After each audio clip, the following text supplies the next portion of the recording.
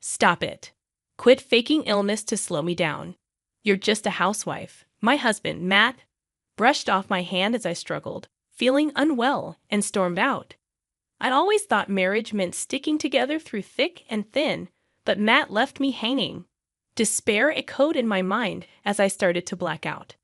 Someone unexpected reached out to help me in that moment. I'm Michelle, 32 years old. I tied the knot with my husband, also 32, a year ago, and we've been living a regular life since we met at work. He supported my decision to keep working after marriage.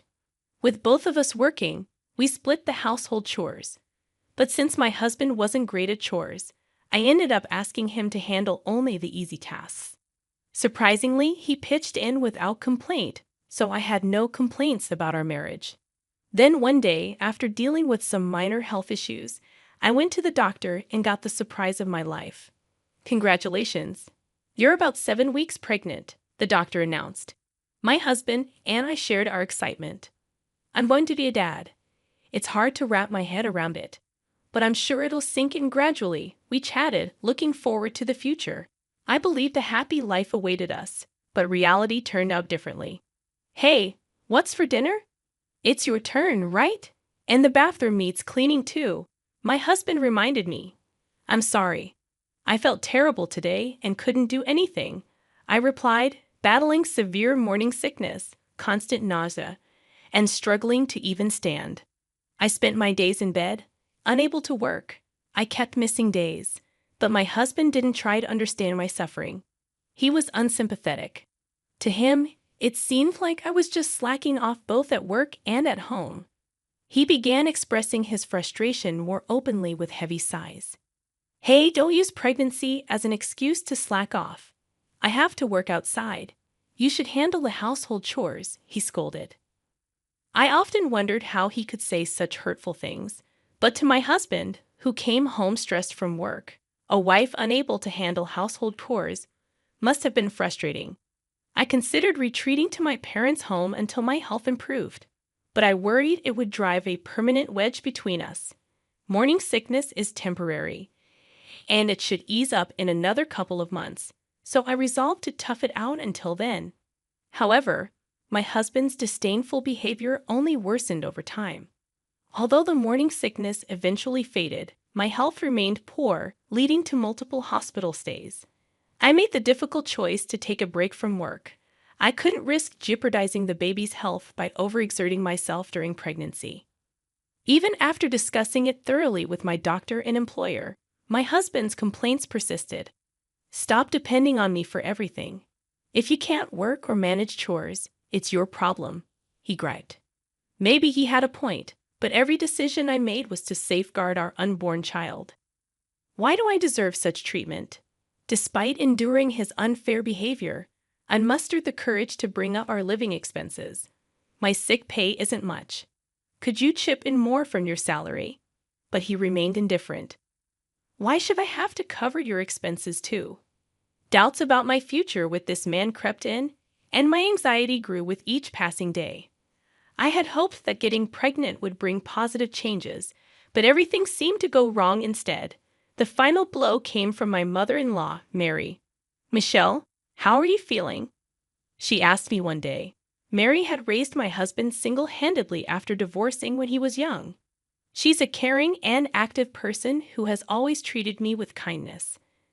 But then she said something that struck a nerve. It's important to stay active during pregnancy.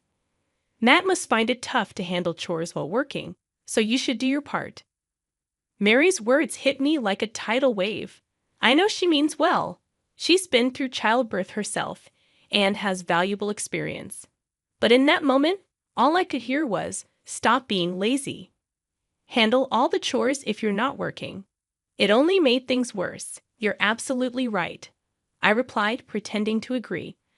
I had considered opening up to Mary about my husband's unfair treatment, but her lack of understanding left me feeling even more alone. If you need anything, just let me know, Mary said before ending the call. But I was left feeling unsettled and unresolved. Then came the breaking point. I woke up that morning feeling feverish, battling aches and occasional waves of nausea. Despite my condition, I pushed through and managed to prepare breakfast for my husband. But as I collapsed onto the couch, he looked at me with disdain and remarked, "You don't need to exaggerate how difficult it is." After he left for work, my health took a turn for the worse, and I realized I wouldn't be able to muster the energy to cook dinner. Should I order takeout? I pondered. No, money's tight. I reminded myself. The funds my husband provided barely covered our expenses, and I found myself dipping into savings every month. With the looming medical costs of childbirth, I worried about our financial stability. Summoning the courage, I called my husband. "I'm really not feeling well today. I'm sorry, but I can't manage dinner. Could you grab something on your way home?" His response cut deep. "What? What are you talking about? You're just a housewife." "But I really can't move. If it's shopping, you should handle it. Don't make your husband do such things," he snapped before abruptly hanging up, leaving me in tears. After a while, I heard the door slam open. My husband had returned. "Hey, Matt, what about dinner?" I asked weakly. "I'm heading out for drinks. I'll eat out." "Don't eat dinner," he dismissed. Feeling feverish and barely able to stand, I pleaded, "I'm really struggling today. I wish you could stay with me." But he brushed me off, saying, "Stop it. Don't get in my way. You're just a housewife. You're probably just faking it as usual," before storming out. Too drained to move, I collapsed at the entrance, silently begging for help in my mind, but the empty house offered no solace. Then, from a distance, I heard a familiar voice calling out to me through the haze of my consciousness, "Stay with me." Who could it be? My consciousness slipped away. When I regained awareness, Mary was by my side, her expression filled with concern as I lay in a hospital bed. "Michelle, oh, thank goodness you're awake," she said with relief. Mary had found me collapsed at home and called an ambulance. "Don't worry, the baby is fine. I'll call the doctor," she'd assured me before quickly leaving the room, wiping away her tears. The doctor informed me that I had severe anemia along with a seasonal cold, which posed risks for the baby. Despite feeling feverish, I was shocked to hear that I had a high fever upon arrival at the hospital. "But how?" Mary questioned me, explaining that she had come over to reprimand me for supposedly slacking off on household chores. After hearing constant complaints from my husband, she decided to check on me and found me collapsed at the entrance. "I'm sorry. I acted harshly without listening to your side," Mary admitted, expressing regret for her earlier judgment. However, there was another reason for her visit. "I wanted to thank you for the gift. That red cardigan suits you so well." It had been Mary's birthday last week, and since I got married, I made sure to send her gifts on both Mother's Day and her birthday. Aware of her increasing sensitivity to cold as she aged, I chose a cardigan this year, stylish yet practical, reflecting her youthful spirit. "I remembered every word you've said, and I truly appreciate the thoughtful gift," Mary acknowledged, her voice trembling with emotion. "I had begun to wonder if you were truly as lazy as my son claimed," she confessed, tears welling up as she apologized for the misunderstanding. "It's all right. I've been wanting to talk to you about my husband, but it's been difficult to find the words," I confessed through tears to Mary. Having her by my side brought some relief to my heavy heart. As we both shed tears, Mary's expression turned to one of fiery anger. "That man, my own son, is unforgivable for letting his pregnant wife suffer like this," she exclaimed, her lips trembling with fury as she tightly clutched her handkerchief. "Michelle, what do you plan to do about your relationship with him?" When I shared my honest thoughts, Mary nodded in solidarity. "I'm here for you, always by your side," she affirmed, her supportive words giving me the courage to take action. After spending a week in the hospital, I was discharged with Mary by my side. Not once did my husband reach out to me during my stay. At that point, I was beyond caring. Upon returning home, I was hit by a repulsive odor, despite having been gone for just 4 days. "What's that smell?" "It's like living with a wild animal," Mary remarked, almost eliciting a chuckle from me, though I held it back. The stench was indeed unbearable.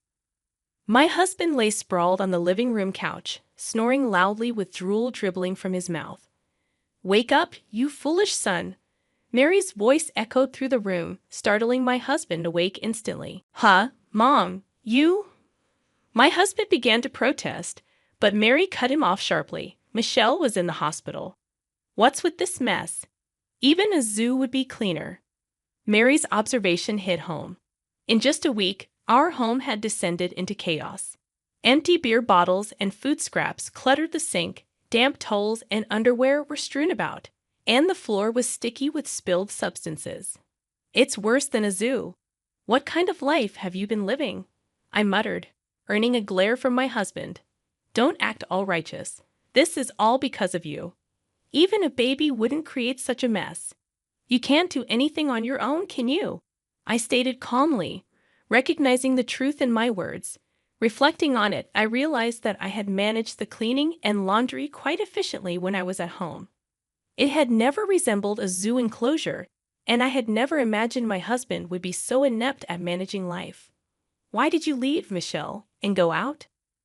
Mary's imposing presence silenced my husband completely. I couldn't help but think that men always seem to cave in when faced with their mothers, regardless of their age. It's not like that. She was just being childish, telling me not to go out drinking. "Are you suggesting that Michelle, with her high fever and pale face, was faking it? Are you out of your mind?" Even Mary, usually composed, was now scolding him loudly. My husband remained silent, his glare directed at me. I could almost hear his inner voice accusing me of tattling. Then he muttered resentfully, "Don't get ahead of yourself. I've been supporting you all this time." In the past, his words might have intimidated me, but not anymore. "Fine then, I don't need your support anymore. I'm prepared for that. What I'm saying is, I don't need you anymore." What wife would want to stay with a grown man who couldn't take care of himself? I had reached my breaking point with my husband. His verbal abuse was intolerable, something that perhaps could have been resolved through discussion. However, he had crossed another line by leaving me with a high fever to go out for drinks.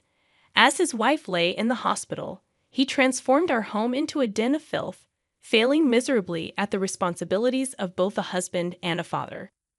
"And what were you really doing, suddenly going out for drinks?" I demanded, fixing him with a stern glare. My husband visibly flinched, a comical reaction considering the seriousness of the situation.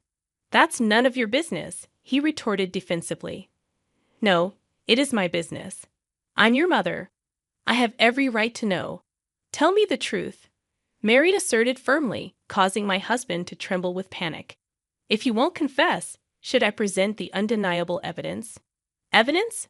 What do you mean?" His complexion paled as realization dawned on him. "Yes, confess now. You're only making it worse for yourself." Under Mary's unwavering interrogation, he finally hung his head in shame and admitted, "I'm sorry." In essence, he had been having an affair with a coworker since I became pregnant and managing household chores, and his responsibilities became too much for him to handle. "What's her name? Which department? How often did you meet each week?" Mary and I bombarded my husband with questions, capturing the entire confrontation on my mobile phone. "All right, confession evidence collected. Thanks for speaking up so honestly," I said with a smile as I stopped the recording. My husband's expression hardened once more. "You tricked me." "Yes, who would have thought you were actually cheating?" "Thanks to you. We didn't have to hire a detective." "Much appreciated," I replied coolly. "You deceived me," my husband spat out in frustration, trying to shift the blame onto me for his infidelity. His logic was baffling. "You were just pretending to be sick to get my sympathy, weren't you?" he accused. "It's mutual, not even close," I retorted, feeling increasingly despondent as he refused to acknowledge his own faults. Mary let out a deep sigh and muttered, "Selfish, tyrannical, always making excuses. You're just like your father, whom I divorced, you know that?" Dad." My husband was taken aback by Mary's unexpected revelation. "That's true," he admitted quietly, his resentment towards his father resurfacing. His father was infamous for causing trouble when drunk, but my husband never imagined he'd be compared to him. I never got drunk and caused a scene, he protested, but Mary was referring to something deeper. Your father also abandoned me during my pregnancy to go drinking, remember? Sons often mirror their fathers. I should have divorced him before you were old enough to remember, Mary explained, her tone tinged with both disdain and sorrow.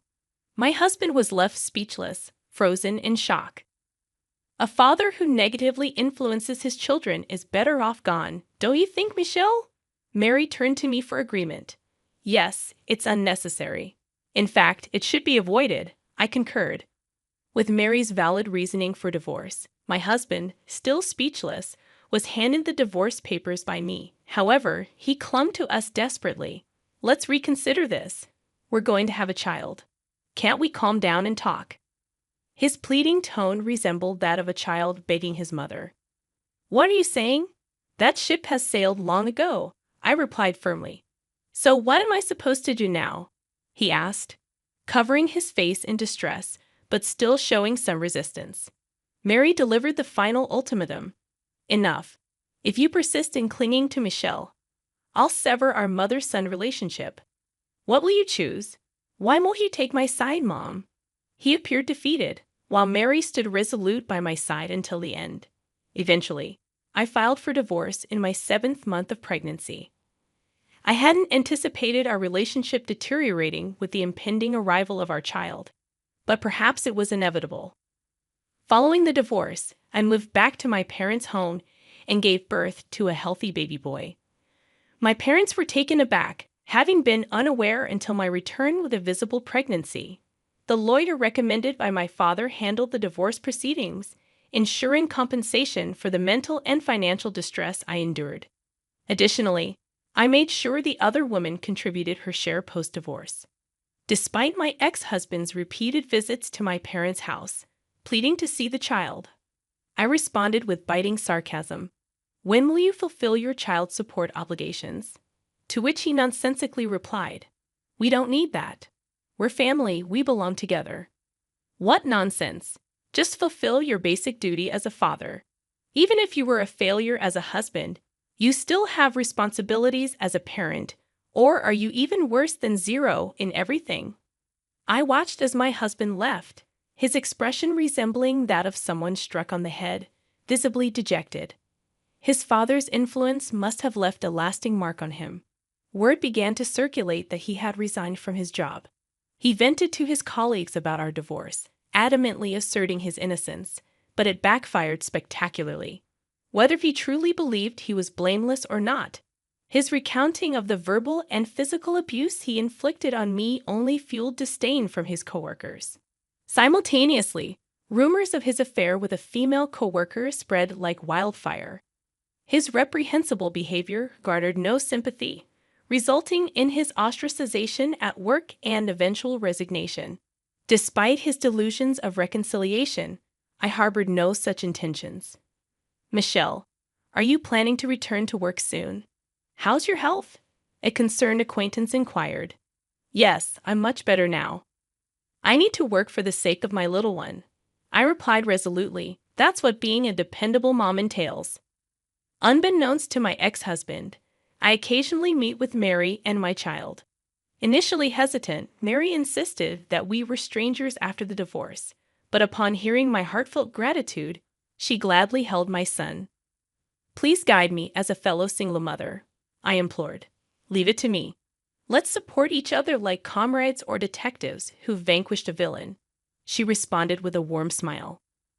Somehow, Mary and I have forged a closer bond than ever before. It's not a bad relationship at all, but at times, I can't help but worry. You're just like your father, Mary's words echo in my mind. Will my child follow in his father's footsteps one day? Is blood truly thicker than water? It's futile to dwell on such thoughts now. It's a concern for the distant future. However, I am resolved to instill in him the values of righteousness, kindness, and empathy. My son is simply my son, nothing more, nothing less. As a mother, my sole purpose is to dedicate my life to nurturing him. As the winter sun gently pierces the cold sky, It feels as though nature itself is cheering me on. I heard my husband and best friend planning to kill me on my wedding night. Instead of becoming their victim, I faked my death and vanished. Now I'm back with a new identity, ready for revenge. He thought he won, but I'll take everything from him. I always believed in love. The kind of love that sweeps you off your feet. The one that makes you feel invincible, like the world finally makes sense. And for a while, I thought I had found it with Ethan Grant. Looking back now, I realize how blind I was. How foolish. How deeply I wanted to believe in a fairy tale that never truly existed. My name is Lena Harrington. I built my own fashion empire from the ground up, starting as a young designer with nothing but ambition and talent. I worked tirelessly, sacrificing sleep and social life, turning sketches into collections that caught the eye of the elite in New York City. It wasn't easy, but I made it. My brand, LH Designs, became one of the top names in high-end fashion. I had everything: wealth, success, recognition. But there was one thing I wanted more than anything: a family. Someone to share my victories, my struggles, and my future. Then Ethan Grant walked into my life. He was charming, sophisticated, and every bit the perfect man I had dreamed of. He was the heir to Grant Enterprises, one of the largest investment firms in the country. The media adored him, women desired him, and businessmen respected him. And yet, he made me feel like I was the only one in the world. Our romance was something out of a movie. Lavish dates, weekend getaways, whispered promises of forever. He made me believe in love again. When he proposed, I said yes without hesitation. The wedding was a grand affair, everything I had ever wanted. The dress, the venue, the guests, the vows, it was perfect. Or, at least, I thought it was. It wasn't until our wedding night that my world came crashing down. The reception had been exhausting, and I just wanted to be alone with my husband. Ethan had excused himself to take a business call, so I decided to surprise him in his study. But as I approached the door, I heard voices. Laughter. A woman's voice. Nicole Parker, my best friend since childhood. The woman I had trusted with my life. Curious at first, I leaned closer. But what I heard next turned my blood to ice. She bought every single lie. Ethan's voice was smug. I almost feel bad. Almost. Nicole laughed. Oh, please. Lena was always too naive for her own good. She thought you loved her? She had no clue you were just using her. My breath caught in my throat. The inheritance will be transferred in a few weeks, Ethan continued. Once that's done, she won't be around much longer. She won't suspect a thing, Nicole added. I'll keep playing the perfect friend. And then she'll be out of the way. I felt like I couldn't breathe. My husband. My best friend. They had been planning this all along. Every loving word. Every gentle touch. Every stolen kiss. It was all a lie. I wanted to scream, to burst into the room and confront them, but I knew I couldn't. Not yet. If they were planning to get rid of me, I had to be smart. I had to beat them at their own game. I didn't sleep that night. Lying next to Ethan, pretending to be blissfully unaware, I felt sick. His arms around me felt like shackles. His whispered, "I love you," felt like poison. The next morning, I called James Carter. He was the only person I could trust. A private investigator I had hired months ago when I first had doubts about Ethan's shady dealings. I had expected small betrayals, business fraud, maybe an affair, but not this. Not a murder plot. I need to disappear, I told him, my voice shaking. And I need the world to think I'm dead. James was silent for a long moment before he responded. If we do this, there's no going back. You ready for that? I didn't hesitate. I don't have a choice. We spent the next few days planning everything. A car accident. One that would leave no room for doubt. My car would be found at the bottom of a ravine, burned beyond recognition. A staged accident, but convincing enough that no one would question it. I went through the motions, pretending everything was fine. I smiled at Ethan, laughed with Nicole, played the perfect role while knowing it was all a mask. But inside, I was counting down the days until I could break free from them.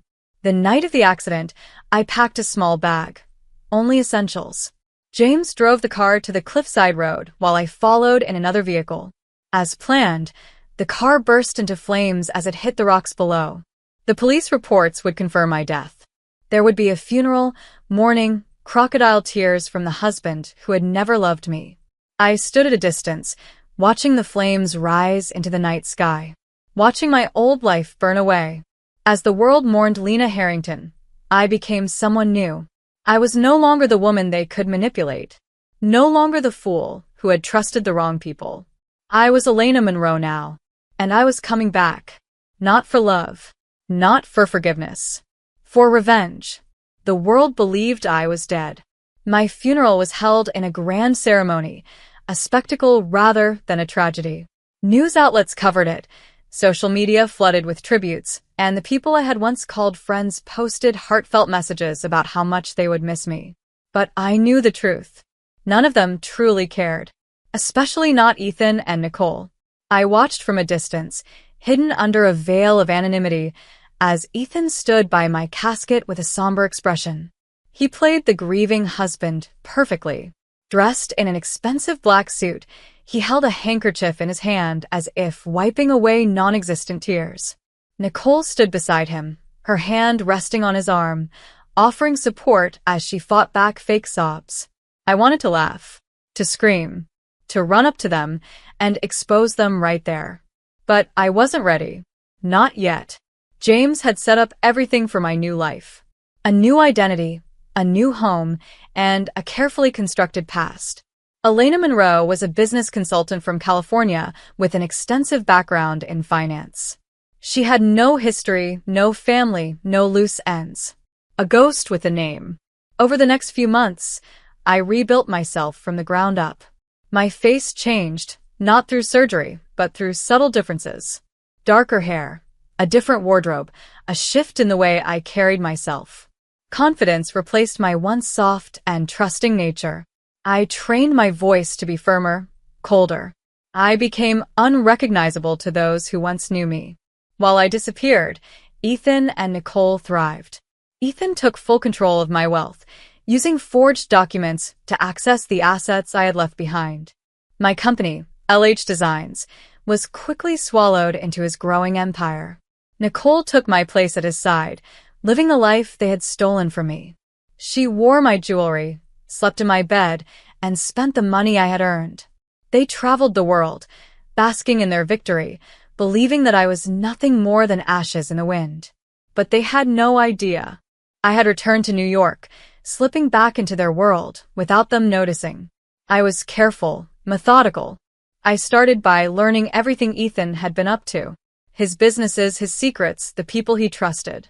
With James' help, I gathered evidence of his fraudulent dealings, his embezzlement, and his illegal investments. He was reckless, blinded by greed and power, and it would be his downfall. The first time I saw Ethan again, I almost lost control. He was in a high-end restaurant, laughing over a glass of wine with investors, completely unaware that his past had just walked into the room. I forced myself to remain composed. He didn't recognize me. Not yet. I introduced myself as Elena Monroe, a financial expert looking to expand her portfolio. I made sure my name reached him through the right channels, through the people he trusted most. I played the part of a wealthy, ambitious woman eager to invest in grand enterprises. It didn't take long before he took the bait. Our first meeting was surreal. Sitting across from Ethan in his office, shaking his hand as if we were strangers. He smiled at me, the same charming smile he had once used to deceive me. But this time, I wasn't the naive woman who had fallen for his lies. "It's a pleasure to meet you, Ms. Monroe," he said smoothly. I returned a smile, tilting my head just slightly. "The pleasure is all mine, Mr. Grant." He had no idea who I was. As our meetings progressed, I gained his trust. I fed his ego, complimenting his business strategies while subtly steering him toward risky decisions. I watched him walk right into the traps I had set. He introduced me to investors, shared confidential business details, and unknowingly handed me the weapons I needed to destroy him. Nicole, however, was different. Unlike Ethan, she had always been suspicious by nature. She watched me with narrowed eyes, sensing something was off but unable to place it. "Where did you say you were from again?" she asked one evening at a business gala, her voice laced with fake politeness. I met her gaze, without flinching. "California. I spent the last few years working with private investors before deciding to expand my network." She studied me for a moment before forcing a smile. "You remind me of someone I used to know." I simply raised my glass. "Do I?" I could see the doubt flicker across her face, but she dismissed it. She had no reason to suspect I had come back from the dead. With each passing week, I pushed deeper into their world, all while planting the seeds of their downfall. I carefully leaked Ethan's fraudulent dealings to the right sources, exposing his corruption without it ever being traced back to me. The media began questioning his legitimacy. Whispers of financial misconduct spread through Wall Street, and investors started to pull out of his company. I watched with satisfaction as the empire he had built on stolen money and deceit began to crumble. But I wasn't done yet. One night, I arranged for a meeting with Ethan at an exclusive lounge, knowing that Nicole would join him. It was time to push her over the edge. Dressed in a sleek black gown, I walked in confidently, meeting Ethan's gaze across the dimly lit room.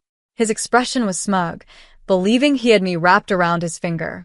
Nicole sat beside him, her grip on his arm tight, her eyes filled with jealousy.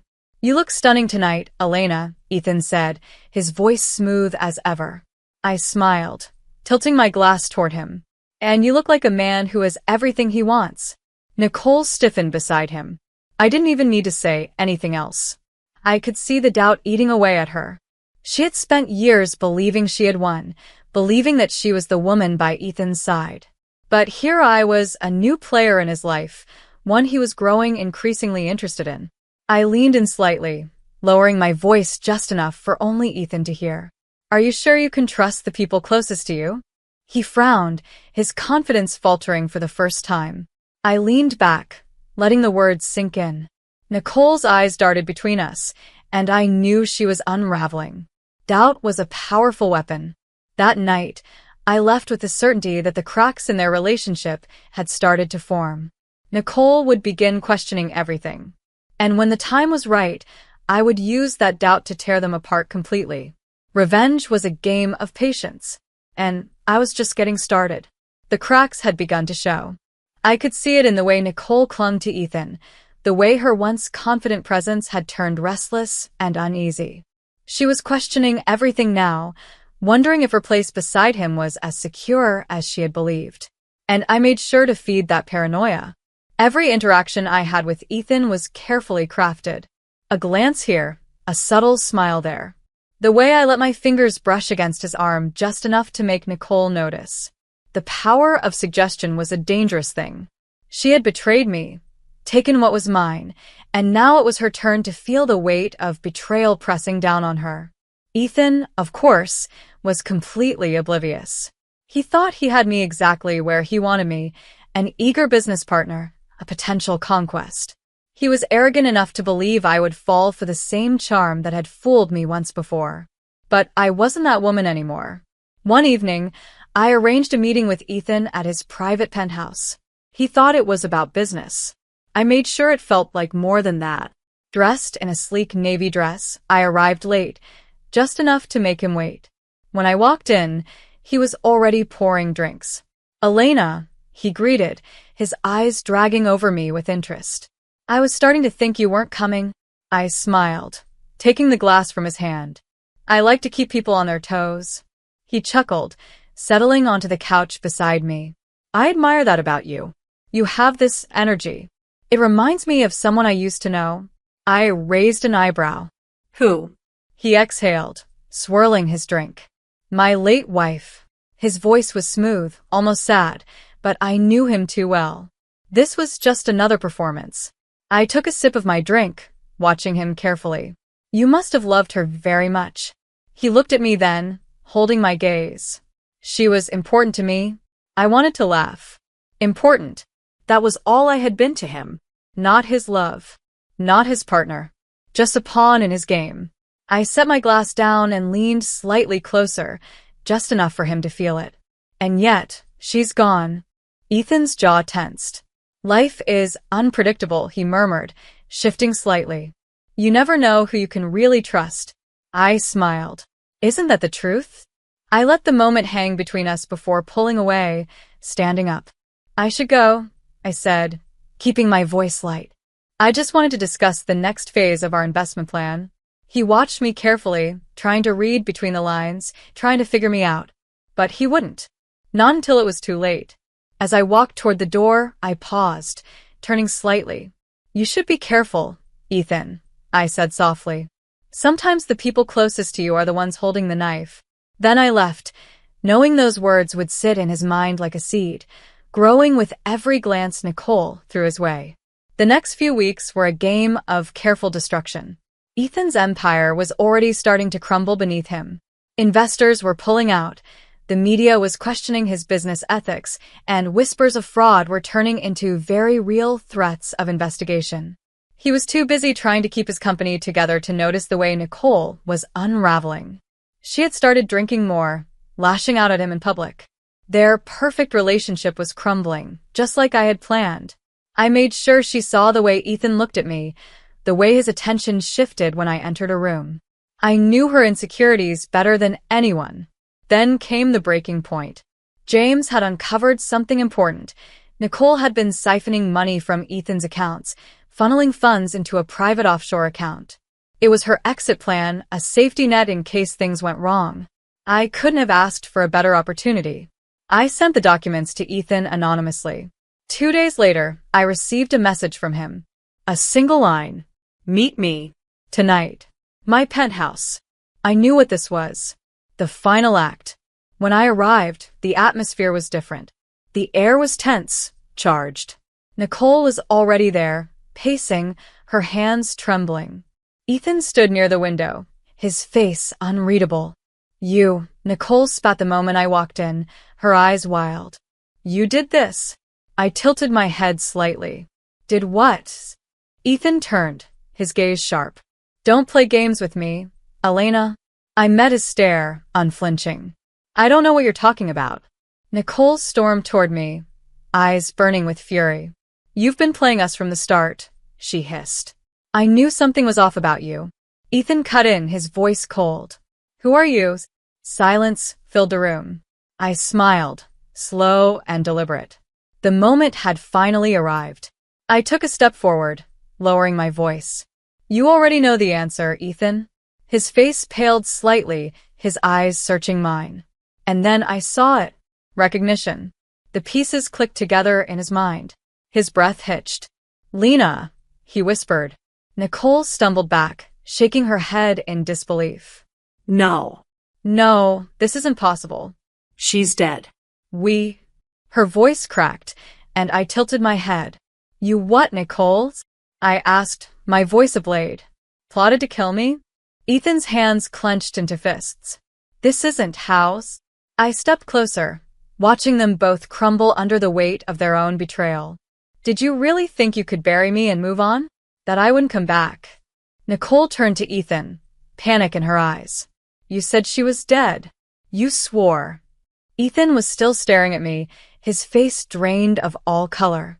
For the first time, he looked afraid. I let the moment stretch, let them feel the fear of what was coming.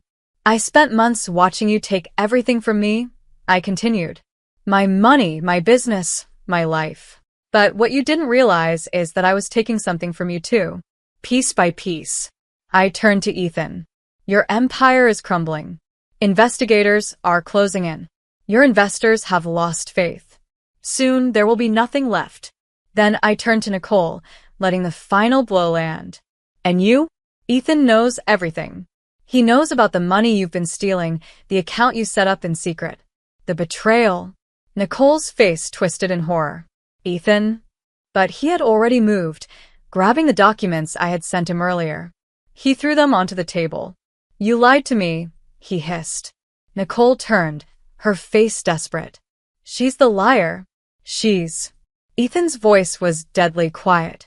Get out. Nicole froze, realization sinking in. I watched as everything shattered around them. And then, with one last glance at Ethan, I turned to leave. I had done what I came to do. But I wasn't finished yet. Not until I had destroyed him completely. Ethan Grant had lost everything. His company was collapsing, his investors had abandoned him, and his carefully curated reputation was in ruins. And yet, the best part of it all was watching him stand alone. Nicole was gone, her betrayal exposed, her desperate attempts to manipulate him falling apart as quickly as his fortune. I had watched the fight between them unfold, the shouting, the accusations, the desperation in Nicole's eyes when she realized Ethan would never forgive her. I didn't have to do anything else. They destroyed each other. But my revenge wasn't complete just yet. The final step came with the financial investigation I had orchestrated behind the scenes. The moment I had uncovered evidence of Ethan's fraudulent dealings, I made sure the authorities had all the information they needed. Every hidden account, every illegal transaction, every falsified report. The SEC was already circling, but with my help, they swooped in faster than he could react. The day the federal agents stormed his office, I made sure I was there to witness it. I watched from across the street as they led Ethan out in handcuffs, his face pale, his confidence shattered. The cameras caught everything. The once powerful billionaire dragged through the crowd like a common criminal. His business empire was officially dead. That night, I went to the penthouse one last time. He had been released on bail, but he knew what was coming. The case against him was airtight. He was done. He was waiting for me when I arrived, sitting in the dark, an empty glass of whiskey in his hand. The penthouse was no longer the pristine, elegant space it had once been. Papers were scattered everywhere, furniture overturned. A reflection of the man himself, broken, ruined. "You did this," he murmured, his voice hollow. I stepped inside, closing the door behind me. "You did this to yourself." His eyes met mine, no longer filled with arrogance but something else. Defeat. Regret. Fear. "You are dead," he whispered. I tilted my head. "Did you grieve me, Ethan? Did you lie awake at night thinking about how much you loved me?" His jaw clenched, but he didn't answer. We both knew the truth. He never loved me. I had been a means to an end, and in the end he had lost. "I don't understand," he finally said. "Why go through all of this? Why not just kill me?" I laughed softly. "Because death would have been too easy for you." I walked toward him, standing over him as he looked up at me, his entire world crumbling around him. "You see, Ethan, I didn't just want revenge," I said, my voice calm, steady. "I wanted you to suffer. I wanted you to know what it feels like to lose everything. To have your life ripped away piece by piece. To be betrayed by the people you trusted the most." I knelt down just enough so we were eye level. "And now, you have nothing left. No power. No company. No allies." His breathing was uneven. He ran a hand through his hair, staring at me as if seeing me for the first time. "Lena," I smiled, slow and deliberate. "You should have loved me, Ethan." He let out a shuddering breath. I did. The lie was pathetic. I straightened and turned toward the door, leaving him sitting there in the wreckage of the life he had destroyed with his own greed. The next morning, headlines confirmed what I already knew. Ethan Grant was finished. His assets were frozen, his company had officially shut down, and he was facing years in prison. I had done it. I had taken back everything he stole from me and more. And as I walked through the streets of New York, the sun warm against my skin, I felt something I hadn't in a long, long time. Freedom. My name was Lena Harrington, and I had finally won. On our 10th anniversary, my husband poisoned my drink, watching me collapse while he laughed with his girlfriend. They thought I was dead. They stole my $250 million business and disappeared without a trace. But I survived. And after months of planning in the shadows, I returned. Not for mercy, but for revenge they never expected.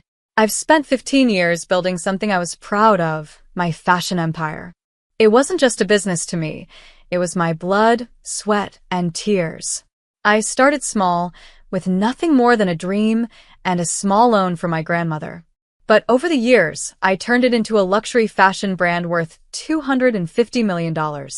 I had it all: the success, the admiration, the respect, and the perfect life. Or so I thought. I had a beautiful home, a loyal husband, and a best friend who was my business partner. Daniel, my husband, was everything I had ever wanted: charming, successful, supportive. We'd been married for 10 years. And then there was Sophia, my childhood friend, who I trusted like a sister. She was my business partner from the very beginning, and we had built the company together. She was always there, helping me navigate the business world, making decisions that would lead us to greater heights. I thought she was the one person I could always rely on. Our company was flourishing, and everything seemed perfect. We were celebrating our 10th wedding anniversary, and Daniel had planned a special dinner. I had no idea that this night, the one I thought would be about love and celebration, would be the beginning of my downfall. It started like any other evening. We were at an exclusive restaurant, the finest wine being poured into our glasses, a lavish feast in front of us. Daniel raised his glass and toasted to the success we'd built, to our marriage, to our future. I smiled, feeling on top of the world. But then, something changed. As I took a sip of my wine, I felt a strange sensation. It wasn't like the usual warmth of alcohol. This was sharp, intense, like something was coursing through my veins. My vision blurred, and a searing pain shot through my body. The room spun around me, and I struggled to breathe. I looked over at Daniel and Sophia, thinking they would help, but what I saw in their eyes made my heart stop. They weren't worried. They weren't concerned at all. They were smirking. The last thing I remember before everything went black was the two of them smiling at me, Sophia, my best friend, and Daniel, my husband, the man I had given everything for. It didn't make sense. How could they do this? How could they betray me like this? I woke up what felt like days later, but everything was different. I wasn't in the luxurious penthouse we'd once shared. Instead, I was in a filthy motel room, barely alive. My body was weak, and I could barely sit up. My head throbbed, and I felt disoriented, like I had just woken up from a nightmare I couldn't escape. A local doctor had found me and patched me up, but there was no mistaking it. I had been poisoned. The doctor was kind enough to tell me that I had been found in an alley, left for dead.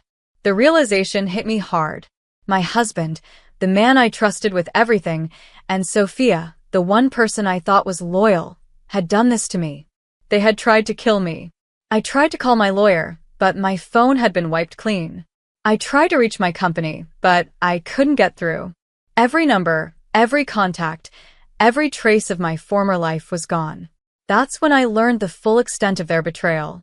Daniel and Sophia had stolen everything: my business, my bank accounts, my properties. They didn't just want me dead.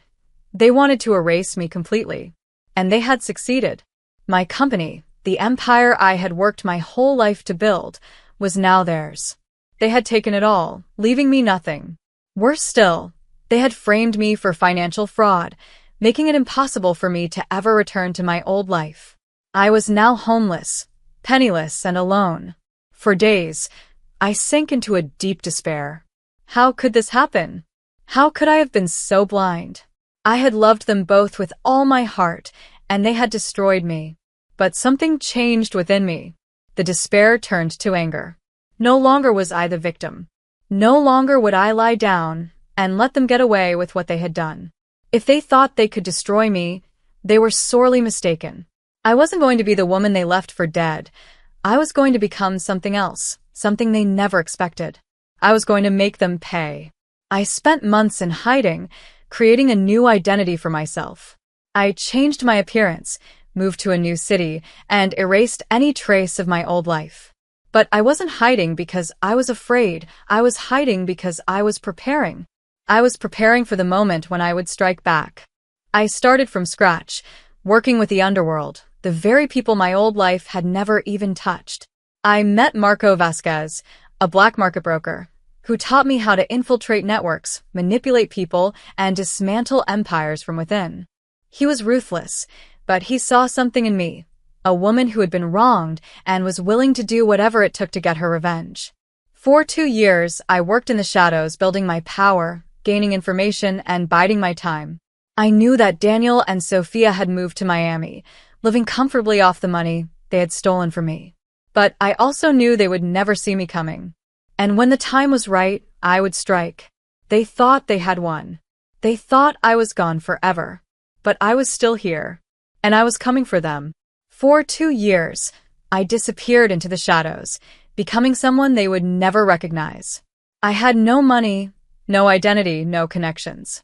Everything I had worked for 15 years of building an empire was now in the hands of my husband and best friend, the very people I had trusted most. But I wasn't the type to beg. I wasn't the type to run. I was the type to take back what was mine. I needed help. I needed power. And in the world I was stepping into, power was not given. It was taken. That's how I met Marco Vasquez. Marco was the kind of man my old self would have never associated with, a black market broker, a man who dealt in secrets and destruction. He had no loyalty, only business, and that's exactly what I needed. When I first approached him, he smirked, his cigar smoke curling through the air like a snake. You, he scoffed. The famous Elena Carter? The woman who used to strut around in designer heels and sip champagne at gala events? You wouldn't last a day in my world. I didn't flinch. I don't need to last a day, Marco. I just need to last long enough to destroy them. That got his attention. Still, he tested me. He pushed me into the darkest corners of the world I had never known. He made me prove that I was willing to do whatever it took. I learned fast. I learned how to disappear, how to manipulate, how to make people believe whatever I wanted them to. Most importantly, I learned how to take down an empire from the inside. Daniel and Sophia had moved to Miami, using my stolen fortune to expand their corrupt empire. They had taken my money, my company, and built something bigger, more powerful. They thought they were untouchable. I knew I couldn't take them down overnight. If I attacked them head-on, they'd crush me before I even had a chance to strike. I had to be patient. I had to be smart. So, I started small. First, I spread whispers. I had learned from Marco that power isn't just about money, it's about perception. People don't invest in weakness, they invest in confidence. So I started planting doubts in Daniel's investors. I used anonymous sources to leak information about fake financial instability, market risks, and fraudulent deals. Investors got nervous. They started pulling out. Stock values dropped. Daniel didn't notice at first. He was too busy living in the luxury that he had stolen. But Sophia, she was sharper. One night, I followed her to an exclusive rooftop party where she was trying to reassure investors. She stood there in her expensive gown, her champagne glass perfectly tilted in her hand, smiling and laughing. But I saw it in her eyes. She was worried. "This isn't normal," she said to Daniel when they stepped aside, just out of the crowd's earshot. "Things are falling apart too easily." Daniel, ever arrogant, just laughed. "Relax. We're untouchable." I smiled in the darkness. "No, Daniel, you're not." The next phase of my plan was more direct. I needed to hit them where it hurt. I infiltrated their inner circle using the skills Marco had taught me. Fake identities, false deals, secret recordings. I became a ghost in their world, a shadow slipping through their networks, unseen but deadly. I bribed their accountants to leak documents. I hacked into their encrypted transactions and funneled the information to federal investigators, just enough to make them suspicious, just enough to put them on a watch list. Then I planted a financial time bomb. Daniel and Sophia had a $50 million investment deal lined up with foreign investors. If the deal went through, they'd double their stolen wealth. But if anything went wrong, they'd collapse. So I made sure it went wrong. I used a fake identity to pose as a key investor, promising a huge influx of capital. At the last minute, I backed out, causing a chain reaction of losses. Investors panicked. The deal collapsed overnight. Daniel woke up to a $50 million disaster. And then, to make it worse, I leaked fraudulent transactions to the feds. They froze his accounts. His empire wasn't just bleeding, it was on the verge of death. The pressure was building. Daniel was panicking. He wasn't as smart as he thought he was. He relied on money, but he didn't know how to navigate a real crisis. Sophia, though, she wasn't stupid. She knew something was wrong. She just didn't know who was behind it. "We have an enemy," she told Daniel one night. I listened through a hacked microphone in their office. Daniel was pacing, drinking his usual expensive whiskey, furious. "We have plenty of enemies. Business is cutthroat." "No," Sophia snapped. "This feels personal." She was right. It was. But I wasn't done yet. I wanted them to feel what I had felt. The fear, the helplessness, the betrayal. And soon they would. Because I had one final trick left. A trick that would make sure they never walked away from this. They thought they had killed me. But I was alive. And I was just getting started. The cracks in their empire had started to show. I could see it in the way Daniel's confidence wavered, in the way Sophia's once flawless composure began to crack. They still had power, but now they were grasping at it with desperate hands. Their business was bleeding money, their investors were pulling back, and the whispers of fraud investigations were circling them like vultures. They didn't know who was behind it, but they could feel it. The pressure, the suffocation, the slow, inescapable downfall. But I wasn't done. Not yet. I wanted to take everything from them the way they had taken everything from me. I wanted them to feel the weight of betrayal, the agony of losing everything they had built. They had stolen my empire, my money, my dignity. But worst of all, they had stolen my trust. So I needed to take more than just their wealth. I needed to take their sense of security, their belief that they were in control. Sophia was the first to crack. She had always been the sharper one, the one who sensed things before Daniel did. She knew something was wrong, even if she didn't know exactly what. I watched her from the shadows, tracking her every move. She started taking secret meetings, trying to figure out who was sabotaging them. She hired private investigators, looking for a ghost that no longer existed. One night, she met with a broker in a secluded restaurant. I sat a few tables away, unnoticed. Her voice was tense, her fingers gripping the stem of her wine glass too tightly. "There's someone after us," she said. "Someone who knows too much." The broker shrugged. "Business enemies?" Sophia shook her head. "No. "This isn't just business. It's personal." She was right. But it was already too late for her to do anything about it. The final piece of my plan was simple. I needed to make them turn on each other. I needed them to destroy themselves from within. And so I planted the seeds. I sent anonymous emails to Daniel, making it seem like Sophia had been embezzling from their accounts. I made sure the financial discrepancies looked real, forged the documents so perfectly that even an expert would believe them. Daniel, already paranoid from the financial collapse, took the bait. I could see it happening. Small, subtle shifts in the way they spoke to each other, the way they avoided each other's eyes. Daniel stopped trusting her. Sophia grew defensive. Their once unbreakable partnership was now cracking under the weight of suspicion. Then I sent Sophia something even more damning. Emails between Daniel and a mysterious offshore account. Fake, of course, but convincing enough to make her believe he was preparing to leave her behind, to throw her to the wolves while he made his escape. And it worked. The night it all fell apart, I was there, watching from the shadows. They were in their penthouse, their voices echoing through the halls. "You think I don't know what you've been doing?" Daniel shouted. Sophia scoffed, her arms crossed. "Oh, that's rich coming from you. How long have you been funneling money out of our accounts?" Daniel's face twisted with rage. "You're lying?" She threw the printed emails at him. "Am I?" He glanced down, saw the carefully constructed evidence I had fed her, and his face went pale. The doubt had taken root. He couldn't tell what was real anymore. And that was exactly what I wanted. The argument exploded into something worse: violence, rage, betrayal. I had done it. I had made them destroy each other. By the time I left that night, they were no longer partners, no longer allies. They were enemies. And they were both desperate, which meant they were exactly where I wanted them to be. The next day, I sent out the final invitations. An exclusive investors' dinner, an opportunity to rebuild after their financial turmoil. A chance to regain what they had lost. They didn't know it yet, but they were walking straight into their own downfall. And I would be there, watching it all unfold. The night of the dinner arrived, and I was ready.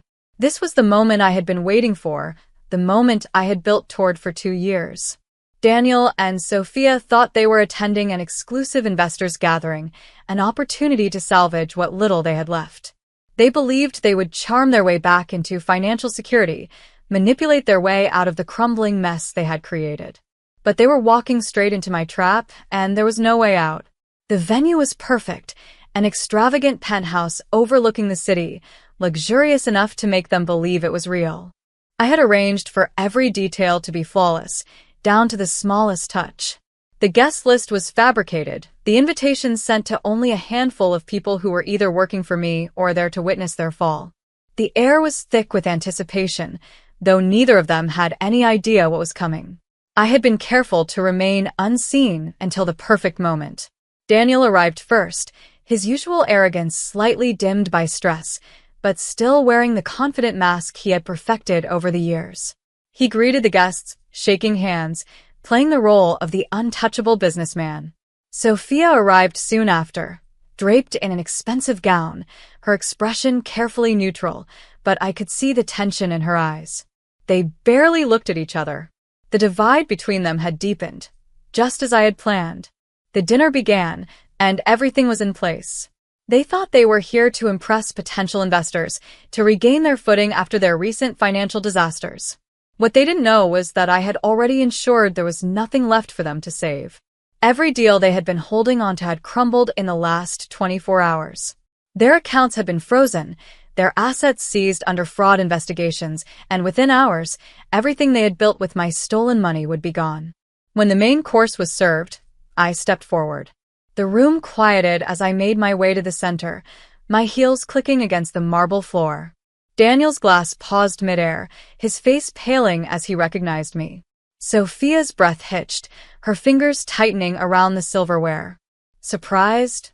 I said, my voice calm, steady. You shouldn't be. The silence was deafening.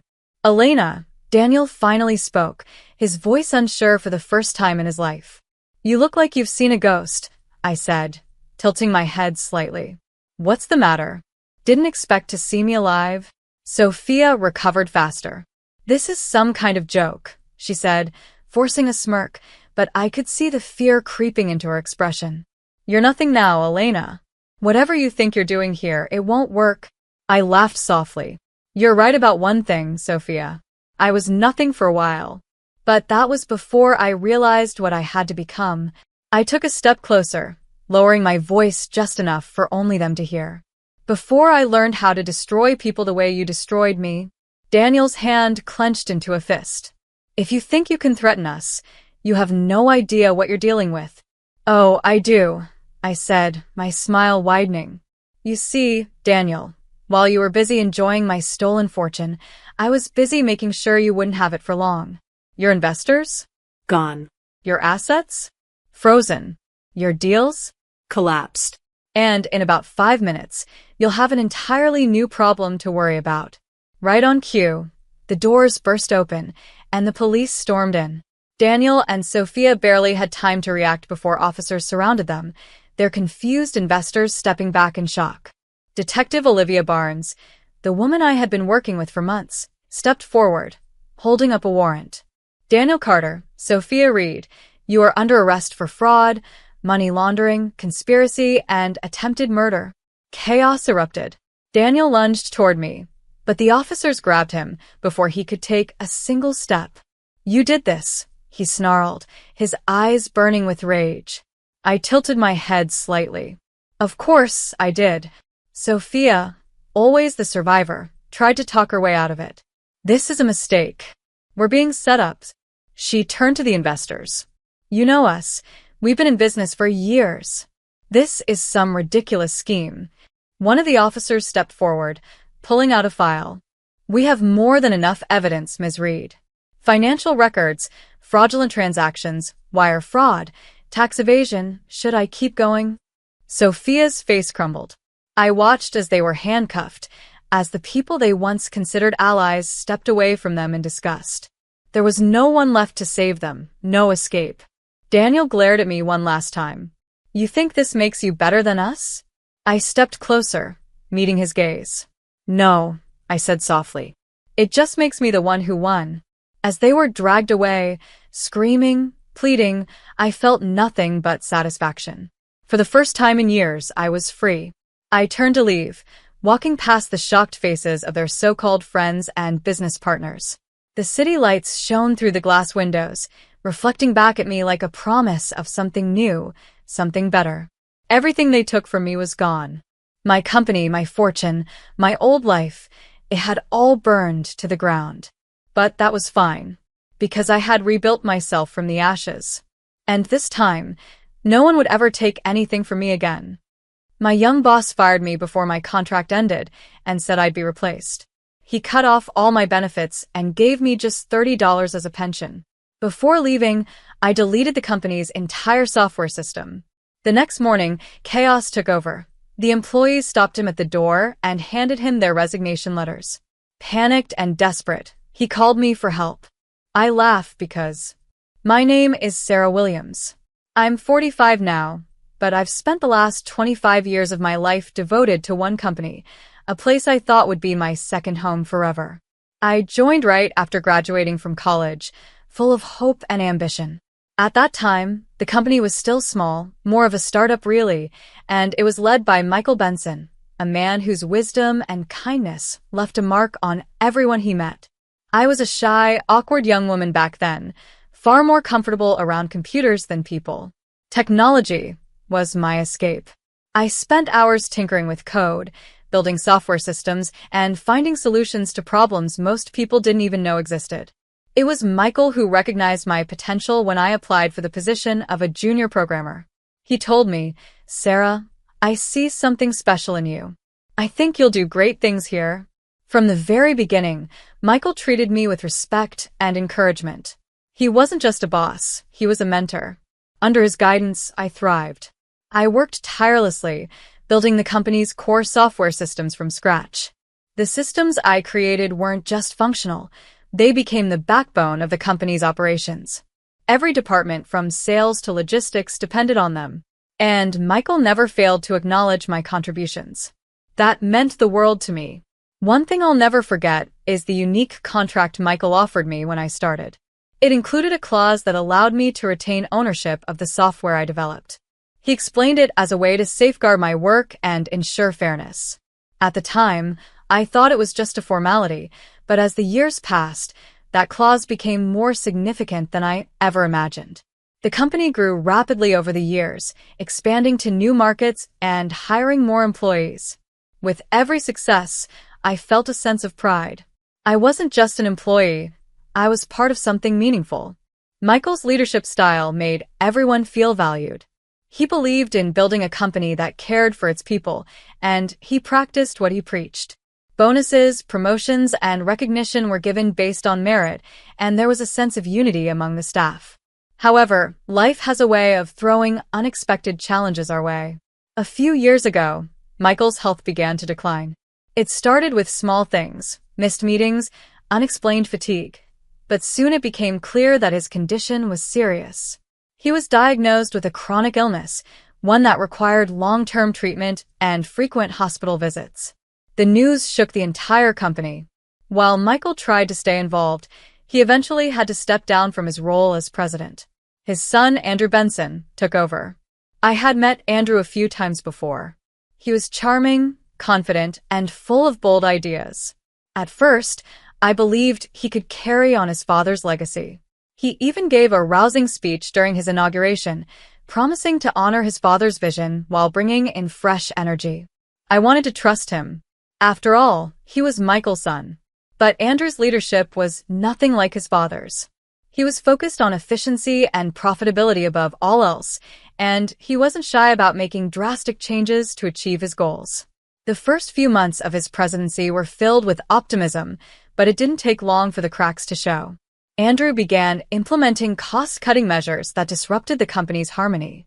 Long-standing employees were reassigned to roles they weren't suited for, and younger, less experienced workers were promoted to key positions. His reasoning was simple. He wanted a modern, fast-paced company led by fresh minds.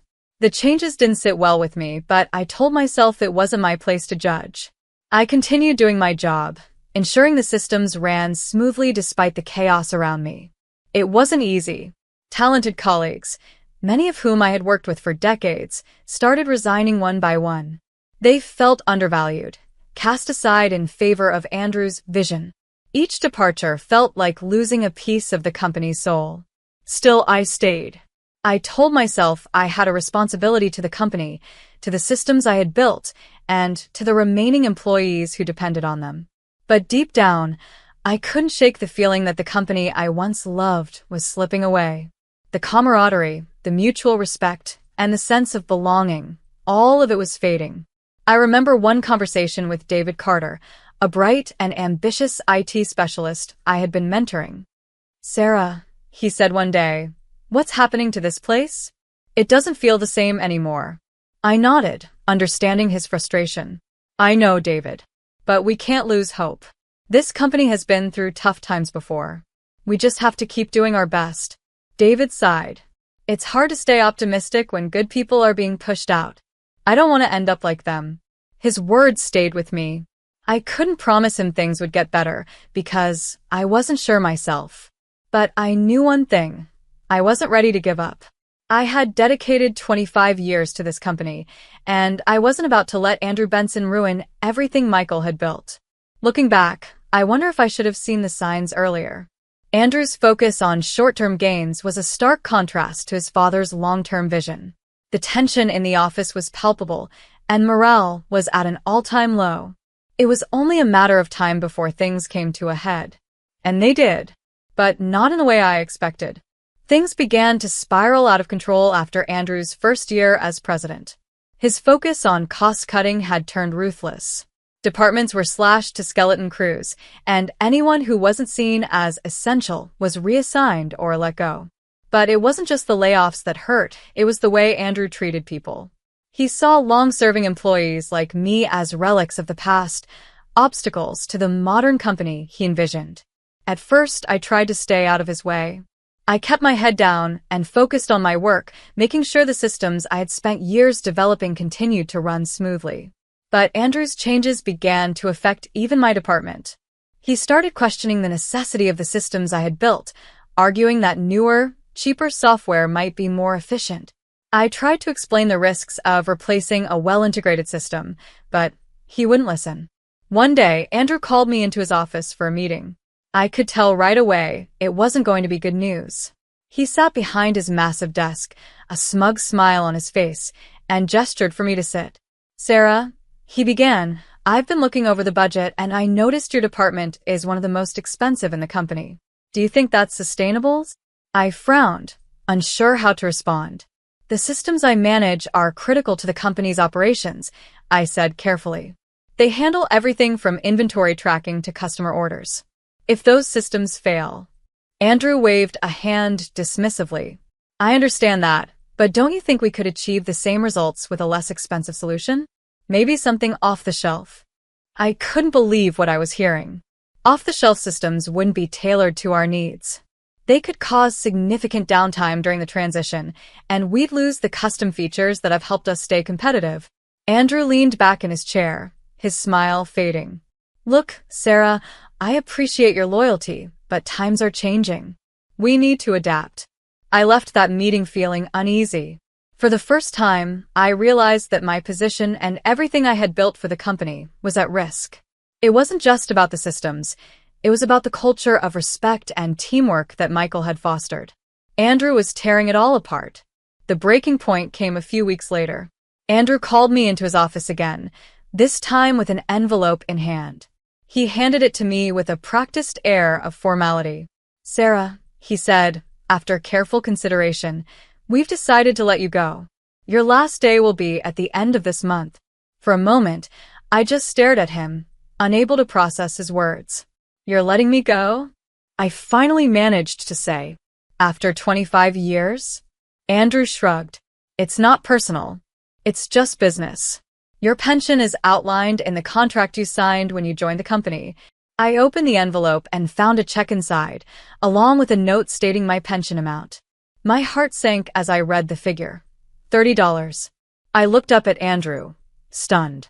"This can't be right. I said, my voice shaking. This isn't what I agreed to. Andrew smirked, clearly enjoying my reaction. It's all in the contract. Take another look. He slid a copy of my original employment contract across the desk, pointing to a handwritten note next to the section about the pension. It read, pension, $30, in writing that wasn't part of the original text.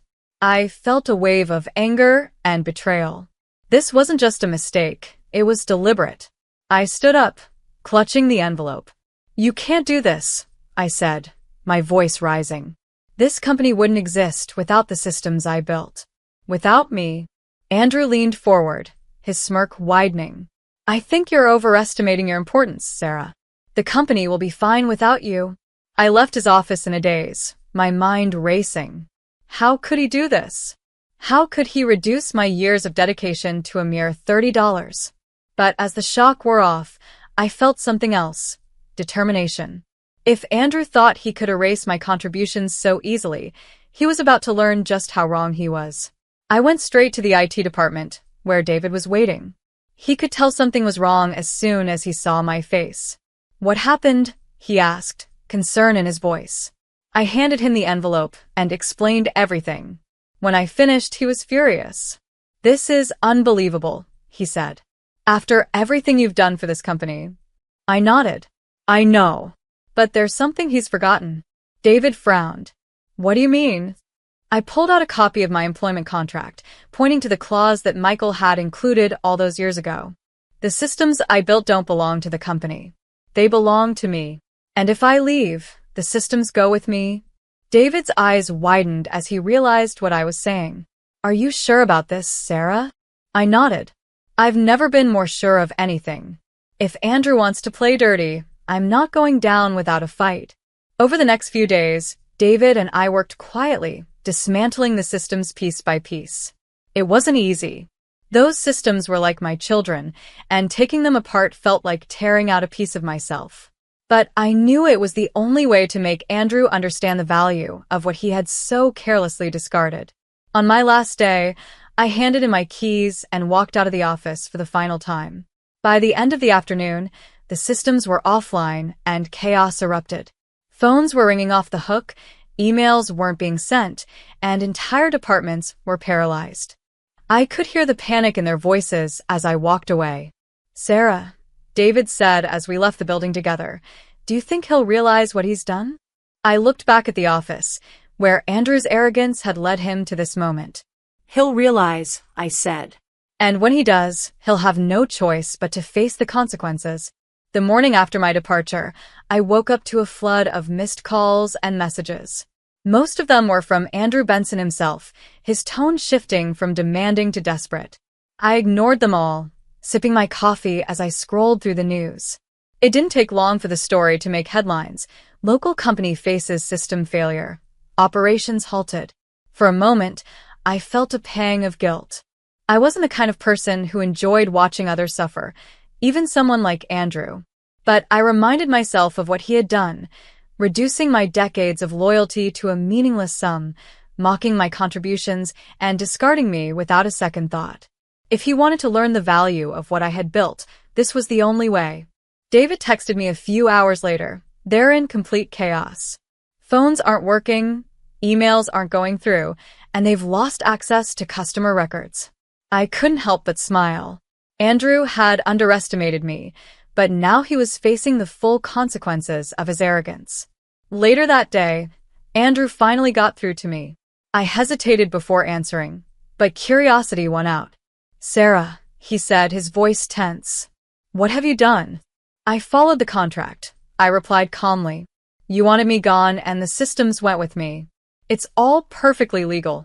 You can't do this, he snapped. The entire company is paralyzed. Do you have any idea what this is costing us? I do, I said, my tone icy. And maybe now you'll understand the cost of undervaluing your employees. There was a long silence on the other end.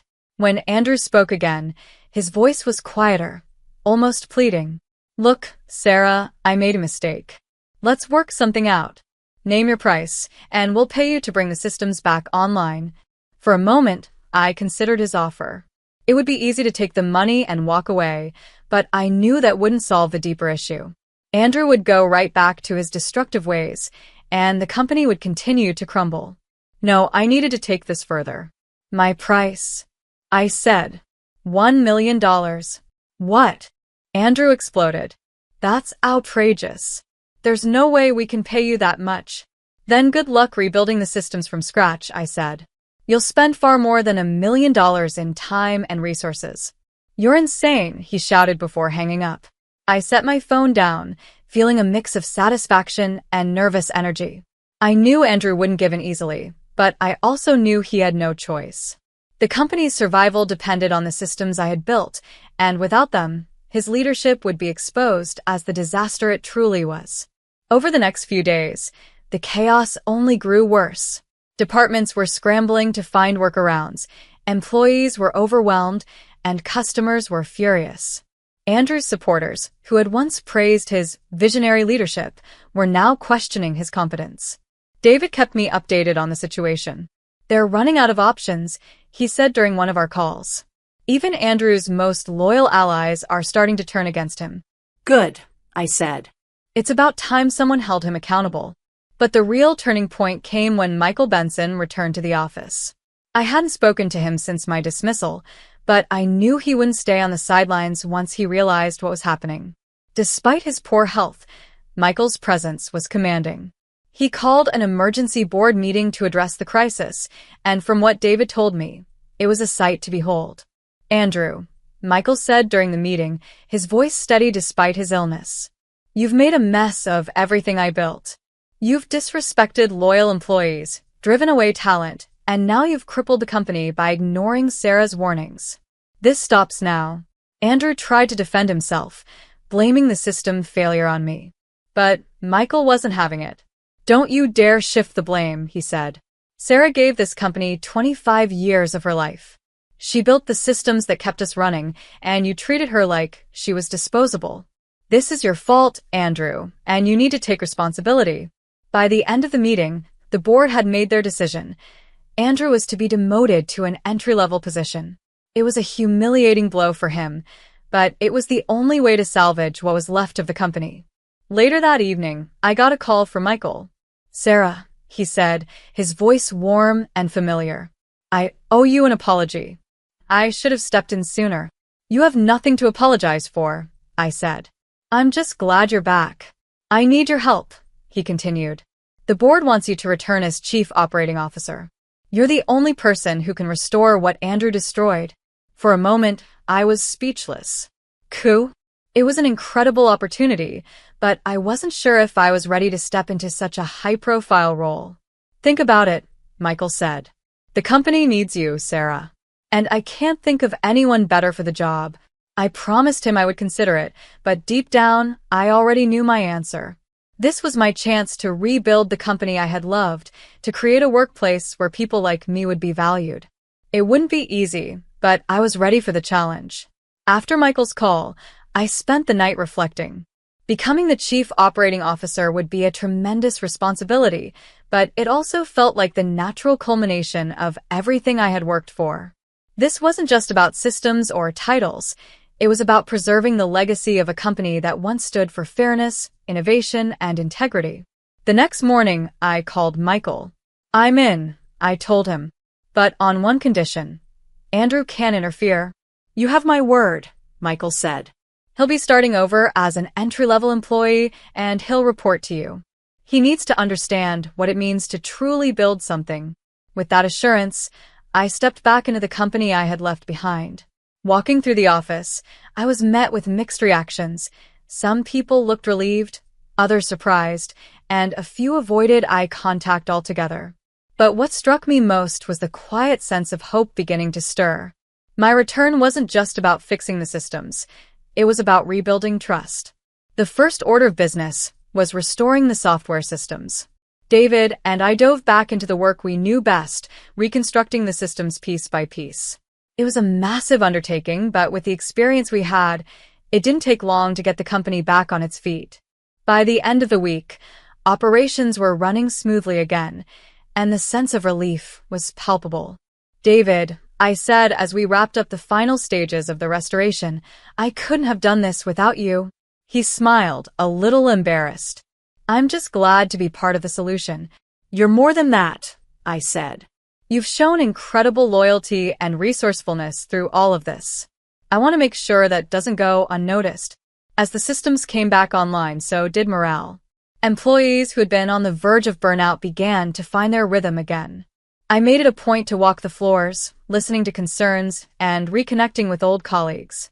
Many of them shared their frustrations with Andrew's leadership and their hopes for a better future under Michael's guidance, and, to my surprise, mine. One afternoon, Michael called me into his office. Sarah, he said, the board is impressed with how quickly you've turned things around. They want to formalize your role as COO at the next shareholder meeting. The weight of his words hit me. Chief Operating Officer. It felt surreal, but I also knew I was ready. Michael leaned back in his chair, a warm smile on his face. You've earned this, Sarah. And I couldn't be prouder. As for Andrew, his demotion was as humbling as it was necessary. Watching him adjust to life as an entry-level employee was an experience I never expected to witness. He struggled at first, frustrated by the lack of authority and the mundane tasks he was assigned. But over time, I began to notice subtle changes.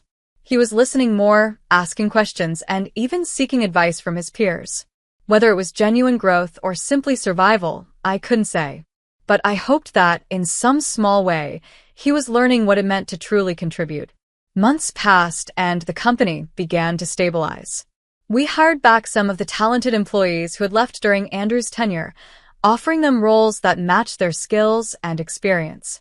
I worked closely with Michael and the board to implement policies that prioritized fairness and growth, ensuring that no one else would face the kind of dismissal I had endured. David, meanwhile, continued to shine. His dedication and expertise earned him a promotion to IT director, a role I knew he was more than capable of handling. You deserve this, I told him during his first day in the new position. And I can't wait to see what you'll achieve. He grinned. I've had a great mentor. One day, as I was leaving the office, I ran into Andrew. He looked different, more grounded, less self-assured. He hesitated before speaking. Sarah, he said, I just wanted to say, I'm sorry. For everything. I studied him for a moment, trying to gauge his sincerity. There was no trace of the arrogance that had defined him before. Thank you, I said simply. I hope you've learned something from all this. I have, he said, his voice quiet. More than I ever thought I needed to. The shareholder meeting where my role as COO was finalized felt like the start of a new chapter, not just for me, but for the entire company. As I stood before the board, presenting our vision for the future, I felt a sense of pride I hadn't felt in years. This wasn't just about titles or power. It was about rebuilding a culture of respect, innovation, and resilience. When the meeting ended, Michael pulled me aside. You've done something remarkable, Sarah, he said. This company wouldn't have survived without you. It wasn't just me, I replied. It was everyone who believed in what this place could be, including you. Looking back now, I realize how far I've come, not just as an employee, but as a person. The journey wasn't easy, and there were moments when I wanted to give up. But in the end, standing up for what I believed in was worth it. The company is stronger now, not just because of the systems or policies, but because of the people who make it what it is. As I walk through the office each day, I see a team that's united, a workplace that's thriving, and a future that feels bright. And I know, without a doubt, that this is exactly where I'm meant to be. On my first wedding anniversary, my sister-in-law stormed in with a stunning, wealthy woman by her side, smirking as she declared, "Meet my brother's new wife." My world shattered as my unfaithful husband turned to me and sneered, "You poor, useless girl. You're nothing." Before I could react, he ordered the security guards to drag me out onto the freezing street. I sobbed, humiliated and abandoned, but as they celebrated inside, they had no clue the storm this new wife was about to unleash on them.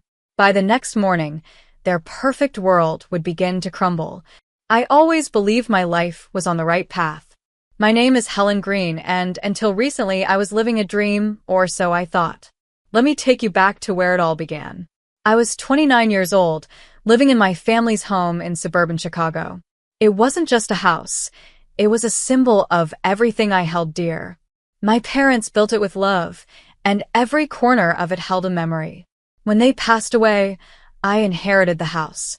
It was my sanctuary, a reminder of their warmth and guidance. When I met Ryan Green, I thought I'd found someone who understood me, someone who shared my dreams of building a life filled with love and trust.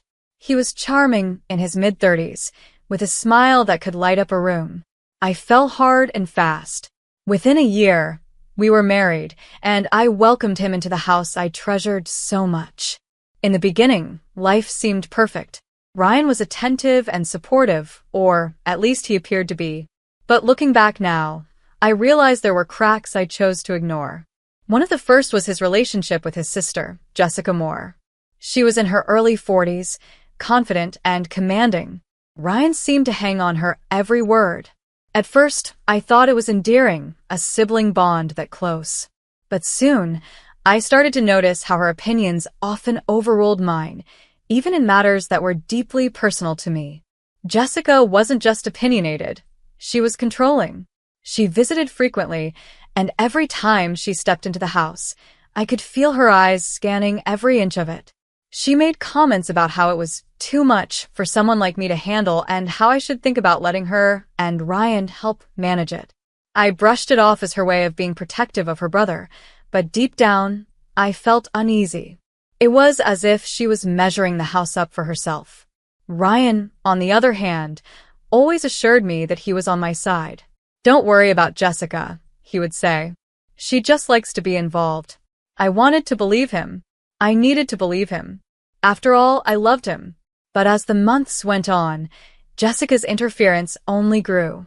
She started questioning my decisions, from how I decorated the house to how I managed the bills.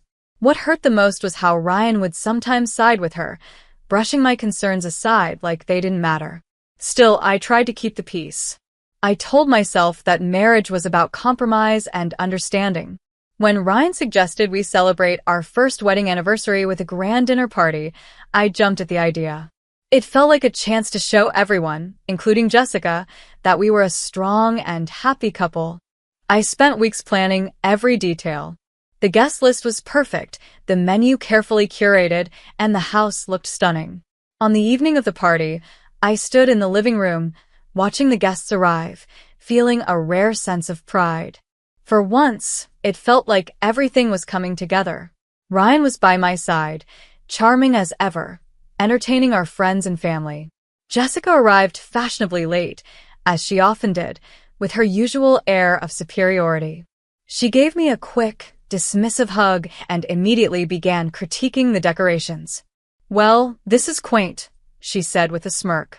I smiled tightly, refusing to let her ruin the evening. As the night went on, I started to relax. The guests seemed to be enjoying themselves, and Ryan was unusually attentive. I began to think that maybe, just maybe, Jessica had been a test of my patience and we were finally past it. But then, just as we were about to cut the anniversary cake, everything fell apart. Jessica stormed into the center of the room, her voice sharp and cutting. "Stop this ridiculous charade," she shouted, her eyes locking onto mine. The room fell silent, and I could feel everyone's eyes on me. My heart raced as confusion and fear bubbled up inside me. "You're nothing but a liar and a cheat," Jessica spat. "You've been deceiving this family from the start. Tell them, Helen, about your secret lawyer and your so-called boyfriend." What? I stammered, utterly blindsided. "That's not true." What are you talking about? Jessica's lips curled into a cold smile, and she turned to Ryan. "Well, are you going to let her keep fooling everyone?" Ryan, the man I had trusted with my heart, stepped forward. For a moment, I thought he might defend me, but instead, he said words I will never forget. "She's right. I've had enough of this. Helen, this ends tonight." Before I could even process his betrayal, Ryan gestured to a young woman standing quietly in the corner. "This is Lisa," he announced. "She's everything you're not. Wealthy, successful, and honest. From now on, I'm with her." My knees felt weak, but Ryan wasn't finished. "You're worthless, Helen. You don't belong here anymore." "Security," he called, and within moments, 2 men appeared to escort me out. I tried to protest, but no one listened. My world crumbled as I was forced out of the house I loved into the cold Chicago night. I stood on the icy sidewalk, tears streaming down my face, trying to understand how everything I had built had been ripped away in an instant. Little did I know, this was only the beginning of my fight to reclaim what was mine. The cold air that night seemed to pierce through every layer of my skin. I stood on the sidewalk outside the house that had been my sanctuary, now filled with laughter and celebration for a life I had just been cut out of. I felt utterly alone, the betrayal cutting deeper with every breath. Ryan's words, "You're worthless," played over and over in my head. My knees buckled, and I sat on the curb, trembling and crying. How could the man I loved, the man I trusted, do this to me?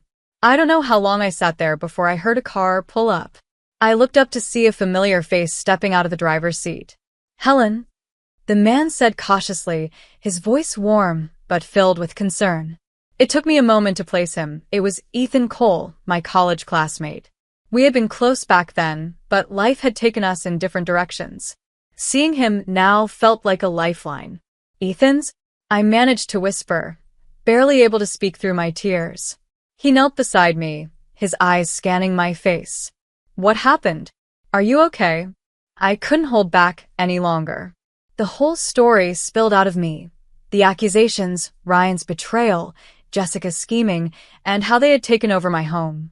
Ethan listened intently, his expression shifting from concern to anger.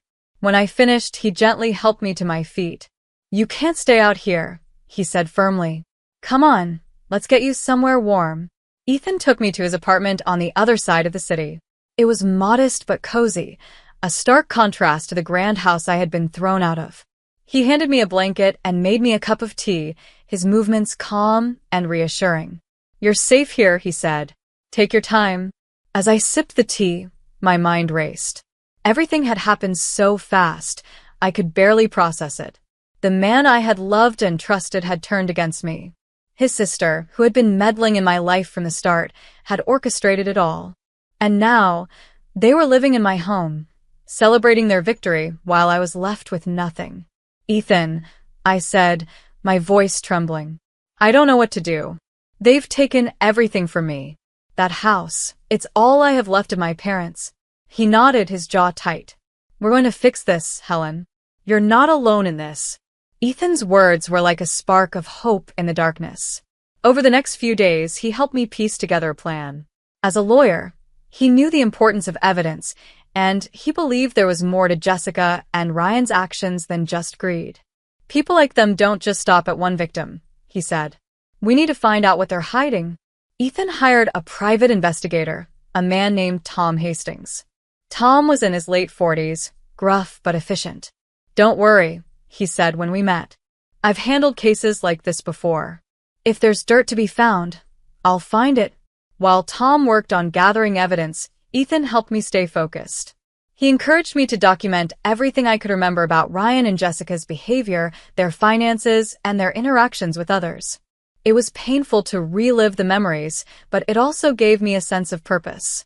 For the first time since that awful night, I felt like I was taking control of my life again. It didn't take long for Tom to uncover some shocking truths. Jessica and Ryan weren't just manipulative, they were criminals. They had a history of targeting wealthy or financially independent women, gaining their trust and then stripping them of their assets. Tom found records of gambling debts, fraudulent business deals, and even false identities used to cover their tracks. The young woman Ryan had introduced at the party, Lisa, was their latest target. She was wealthy, yes, but she had no idea she was being used. Ethan was furious when he heard the details. "They've done this to other women," he said, his voice cold with anger. "And they thought they could get away with it again." As Tom dug deeper, he found concrete evidence linking Jessica and Ryan to multiple fraudulent activities. Bank records showed they had drained funds from previous victims to fuel their gambling habits. Fake documents revealed how they manipulated ownership of properties, including my house. It was all there in black and white. When Ethan showed me the files, my hands shook. "This is it," he said. "This is the proof we need to bring them down." Despite the overwhelming evidence, I felt a pang of fear. Taking legal action meant going up against the people who had already destroyed so much of my life. But Ethan was determined. "Helen, you deserve justice. They can't keep getting away with this." I nodded, trying to summon the courage I knew I would need. "Okay," I said. "Let's do it." The first step was filing a lawsuit. Ethan worked tirelessly, drafting the case and ensuring every detail was accounted for. The legal process was daunting, but with Ethan by my side, I felt a glimmer of hope. For the first time in weeks, I allowed myself to imagine a future where I reclaimed not just my house, but my life. As we prepared for court, the reality of what was at stake weighed heavily on me. But with Ethan's support and Tom's evidence, I began to believe that maybe, just maybe, I could win. The weeks leading up to the court case felt like a blur. I poured every ounce of strength I had into preparing for the fight ahead. Ethan was my rock during this time, working tirelessly to ensure our case was ironclad. I watched him draft documents late into the night, consult with experts, and strategize every possible angle. His determination inspired me, and for the first time since that awful night, I felt a sense of control returning to my life. I still remember the morning of the trial. My stomach was in knots, and my hands trembled as I got ready. Ethan noticed my unease. "You've got this, Helen," he said gently. "Remember, we have the truth on our side." As we arrived at the courthouse in downtown Chicago, I saw Ryan and Jessica waiting outside. Ryan looked smug, his arm draped around Lisa, the woman he had introduced as his new partner. Jessica's eyes locked onto mine with a cold, calculating stare. My heart raced, but I stood tall, refusing to let them see how much they had hurt me. When the trial began, the courtroom was filled with tension. Ethan presented our case with precision and clarity, laying out the evidence Tom had gathered. Bank records, fraudulent documents, and testimonies painted a damning picture of Ryan and Jessica's schemes. It was almost surreal hearing the details laid out so plainly: their gambling debts, their manipulation of women, and the lengths they had gone to seize control of my home. Jessica, true to form, tried to spin her own narrative when it was her turn to speak. "This is all a misunderstanding," she said with feigned innocence. "We only wanted to help Helen manage the property. She's always been emotional." Hearing her twist the truth made my blood boil, but Ethan was ready for her. He presented irrefutable evidence that tied her to the fraudulent activities, leaving no room for doubt. "Your help included forging documents to transfer ownership of Helen's home to yourself," Ethan said, his voice steady but sharp. "Do you deny this?" Jessica faltered, her confident facade cracking for the first time. Ryan, on the other hand, seemed less composed. As the evidence piled up, his smug demeanor faded. He shifted uncomfortably in his seat, avoiding eye contact with everyone in the room. One of the most pivotal moments came when Lisa, the woman Ryan had left me for, took the stand. To my surprise, she revealed that she had no idea about Ryan and Jessica's schemes. "I trusted him," she said, her voice shaking. "He told me Helen was unstable and that the house was his. I didn't know I was being used." Her testimony was powerful, and it exposed the depths of Ryan's deceit. I felt a mix of emotions: anger at how easily he had manipulated her, and gratitude that she had chosen to speak the truth.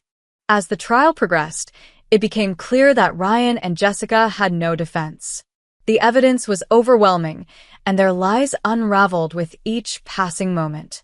The judge listened intently, his expression stern, as Ethan delivered his final argument. "This case is about more than fraud or theft," Ethan said, his voice steady and firm. "It's about justice for a woman who was betrayed by the very people she trusted most. Helen deserves to reclaim not just her property, but her dignity." When the judge finally announced the verdict, I held my breath. Based on the evidence presented, the court finds Ryan Green and Jessica Moore guilty of multiple charges, including fraud, theft, and conspiracy. Both are sentenced to 12 years in prison. The room erupted in murmurs, but I barely heard them. Tears streamed down my face as the weight of everything I had endured finally lifted. The judge continued, "Furthermore, the court orders the immediate return of Helen Green's property, as it was wrongfully taken." Ryan and Jessica were led out of the courtroom in handcuffs, their faces pale and defeated. For the first time, I felt a sense of vindication. They had tried to destroy me, but in the end, they had destroyed themselves. Outside the courthouse, Ethan turned to me, his expression a mix of relief and pride. "It's over," he said softly. "You did it, Helen." "No," I replied, smiling through my tears. "We did it." For the first time in months, I felt a sense of peace. My home was mine again, and the people who had tried to take everything from me were finally facing the consequences of their actions. But more than that, I had found strength I never knew I had. With Ethan by my side, I knew this was only the beginning of a new chapter, one where I was in control of my own life. When I stepped back into my house for the first time after the court's decision, it felt both familiar and strange. The walls still held the memories of my parents, the love and warmth they had given me, but it also bore the scars of betrayal. Standing there, I realized this house wasn't just a place, it was a symbol of everything I had fought for. I walked through each room, taking in the silence. The grandeur Jessica had tried to claim for herself and the life Ryan had flaunted with Lisa now seemed hollow. But to me, this house was alive again, filled with possibility. It was mine, not because of a court order, but because I had refused to let them take away my dignity. Ethan came by later that evening to check on me. He carried a box of pizza and a bottle of wine, grinning as he held them up. "I thought you could use a low-key celebration." We sat on the floor of the living room, eating and laughing. It felt good, simple and genuine, something I hadn't felt in so long.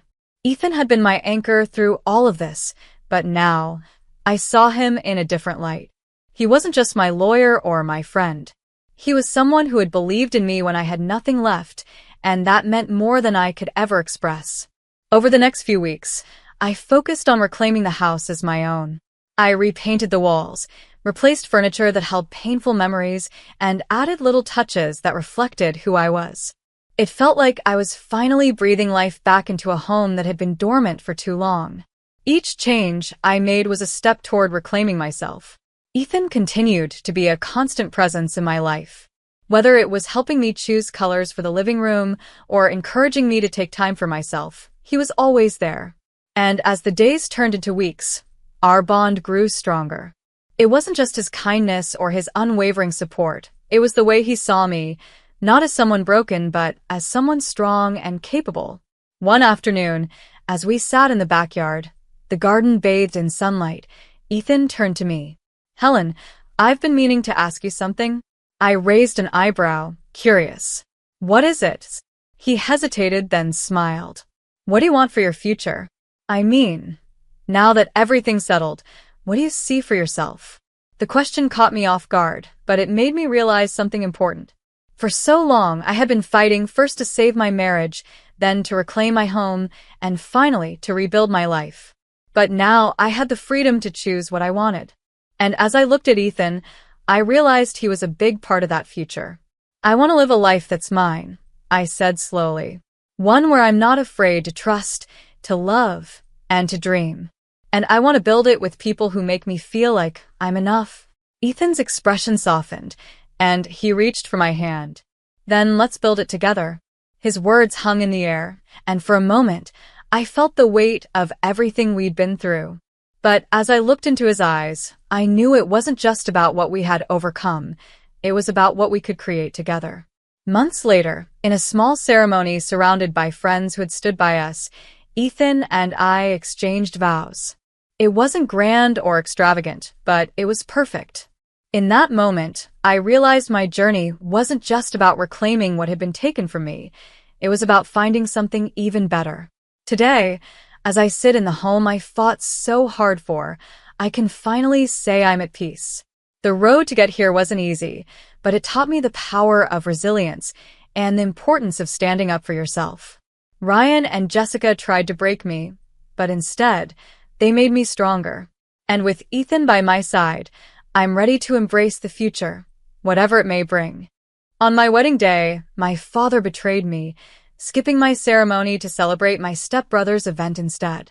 While I was left to cover all my wedding expenses, my stepmother secretly schemed to steal my $70 million inheritance for her son, with my father's full support. But they didn't see what was coming. By the next morning, as they woke up, they were blindsided by a revenge so shocking, it turned their world upside down. My name's Dorothy, and I've always been someone who believed in family. I used to think my dad was my hero, a man who could do no wrong. Growing up in Austin, Texas, I had a happy childhood. My parents, Richard and Clara, were loving and supportive, and life was simple. My dad taught me how to ride a bike, cheered me on at school recitals, and made sure I felt special in every way. But things changed when I was 14. I still remember the day my parents sat me down in our cozy living room to tell me they were getting a divorce. My mom had discovered my dad was having an affair. The woman's name was Sarah, and she worked in real estate. I didn't know how to feel. My world shattered that day, and I clung to my mom as we moved out of the house. I thought maybe my dad and I could still be close, but that was wishful thinking. 6 months after the divorce, Dad married Sarah. I tried to be open-minded, I really did. Sarah seemed nice at first. She had a son, Liam, who was just a couple of years younger than me. At 28 now, he's an aspiring musician, but back then, he was just the new kid in my life.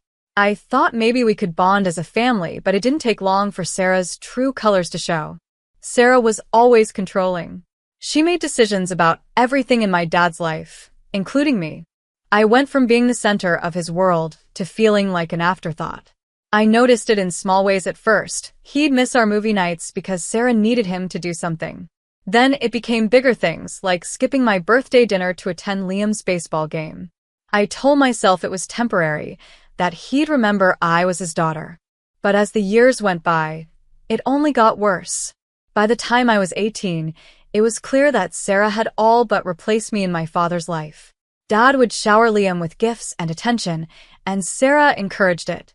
Liam wanted to be a musician, and my dad spent thousands of dollars on lessons, equipment, and studio time for him.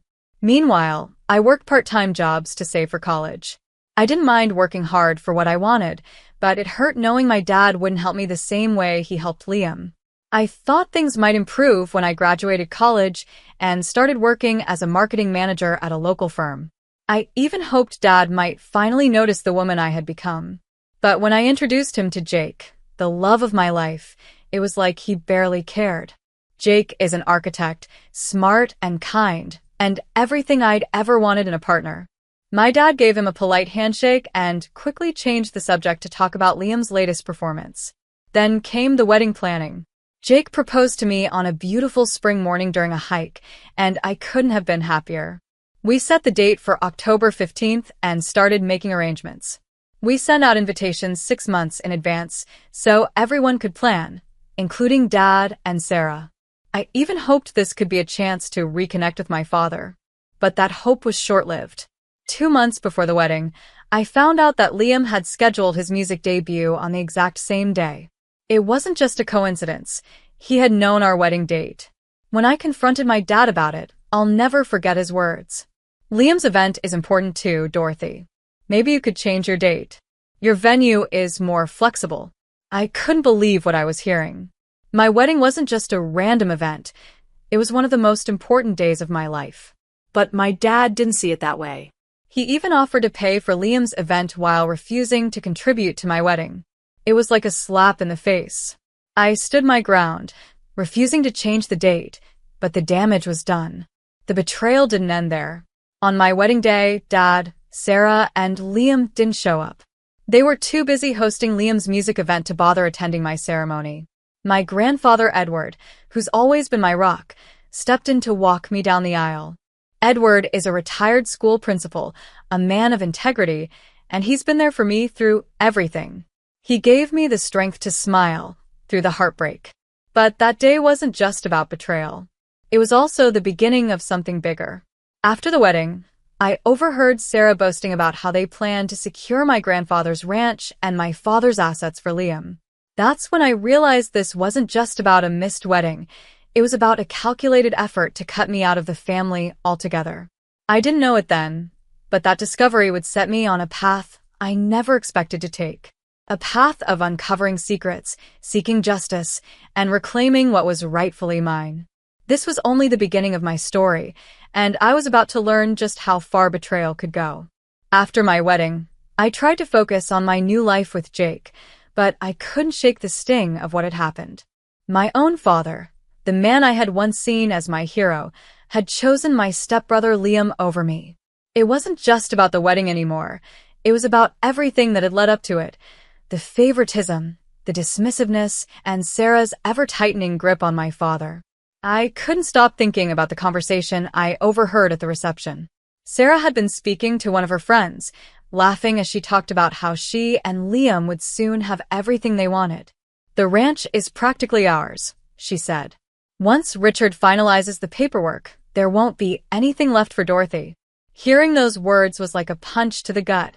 The ranch she was talking about belonged to my grandfather Edward. It had been in our family for generations, and he always said it would go to me someday.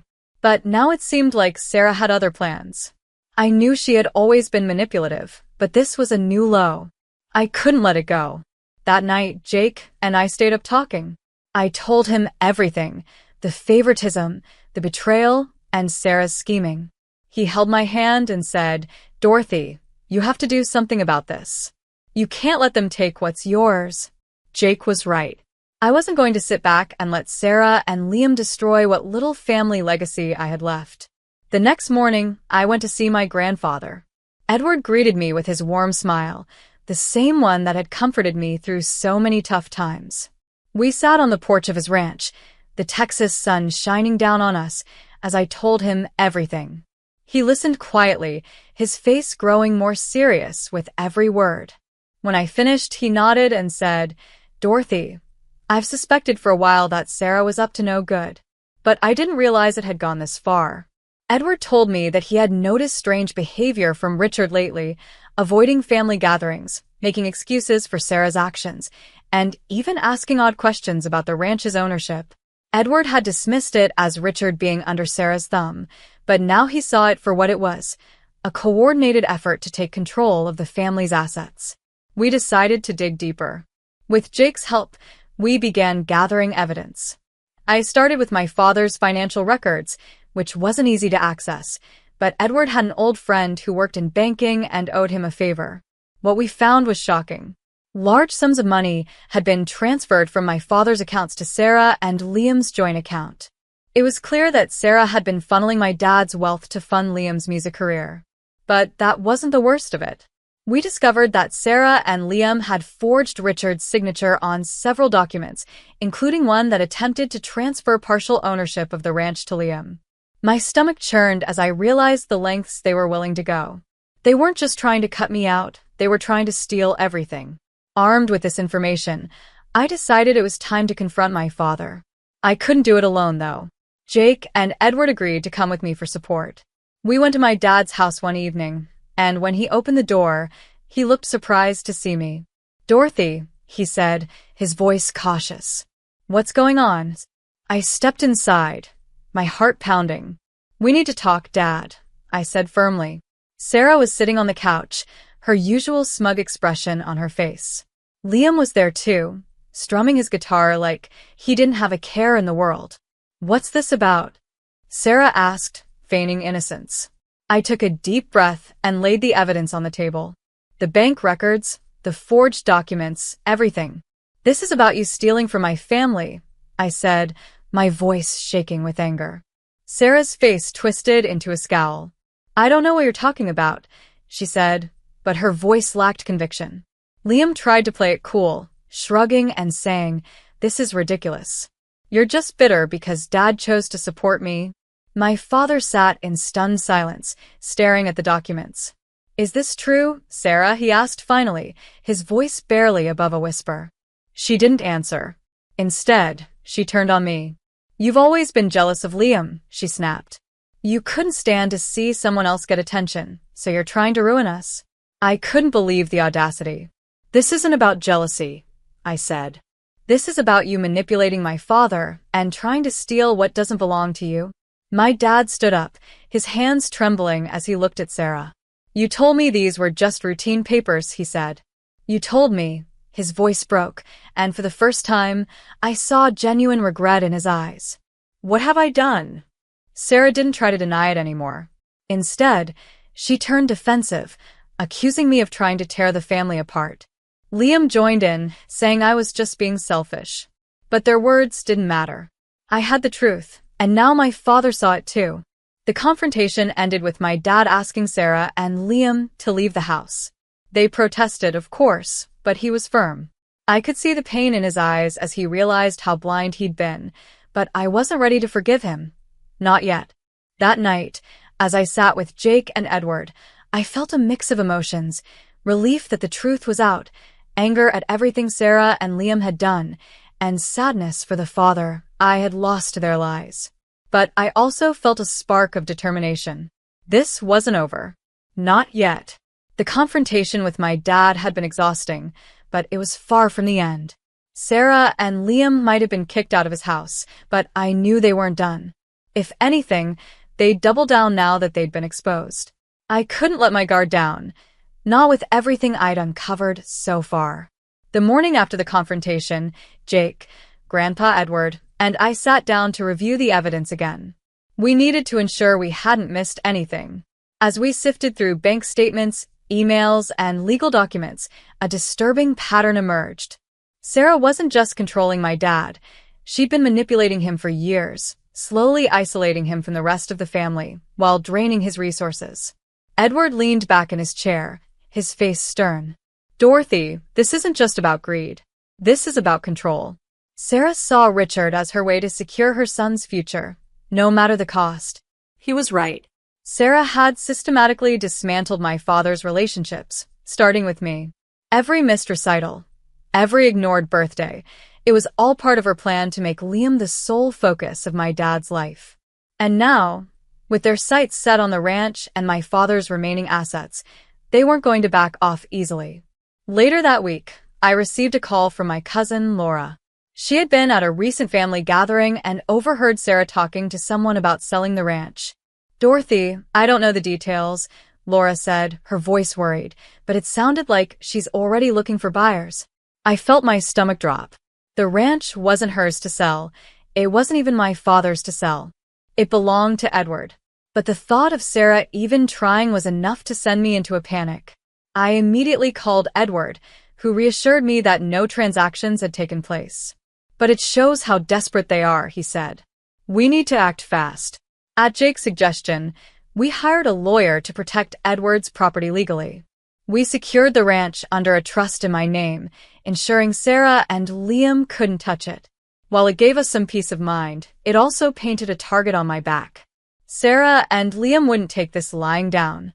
Sure enough, the next move came quickly. One evening, while Jake and I were going over wedding photos, I received an email from an unknown address.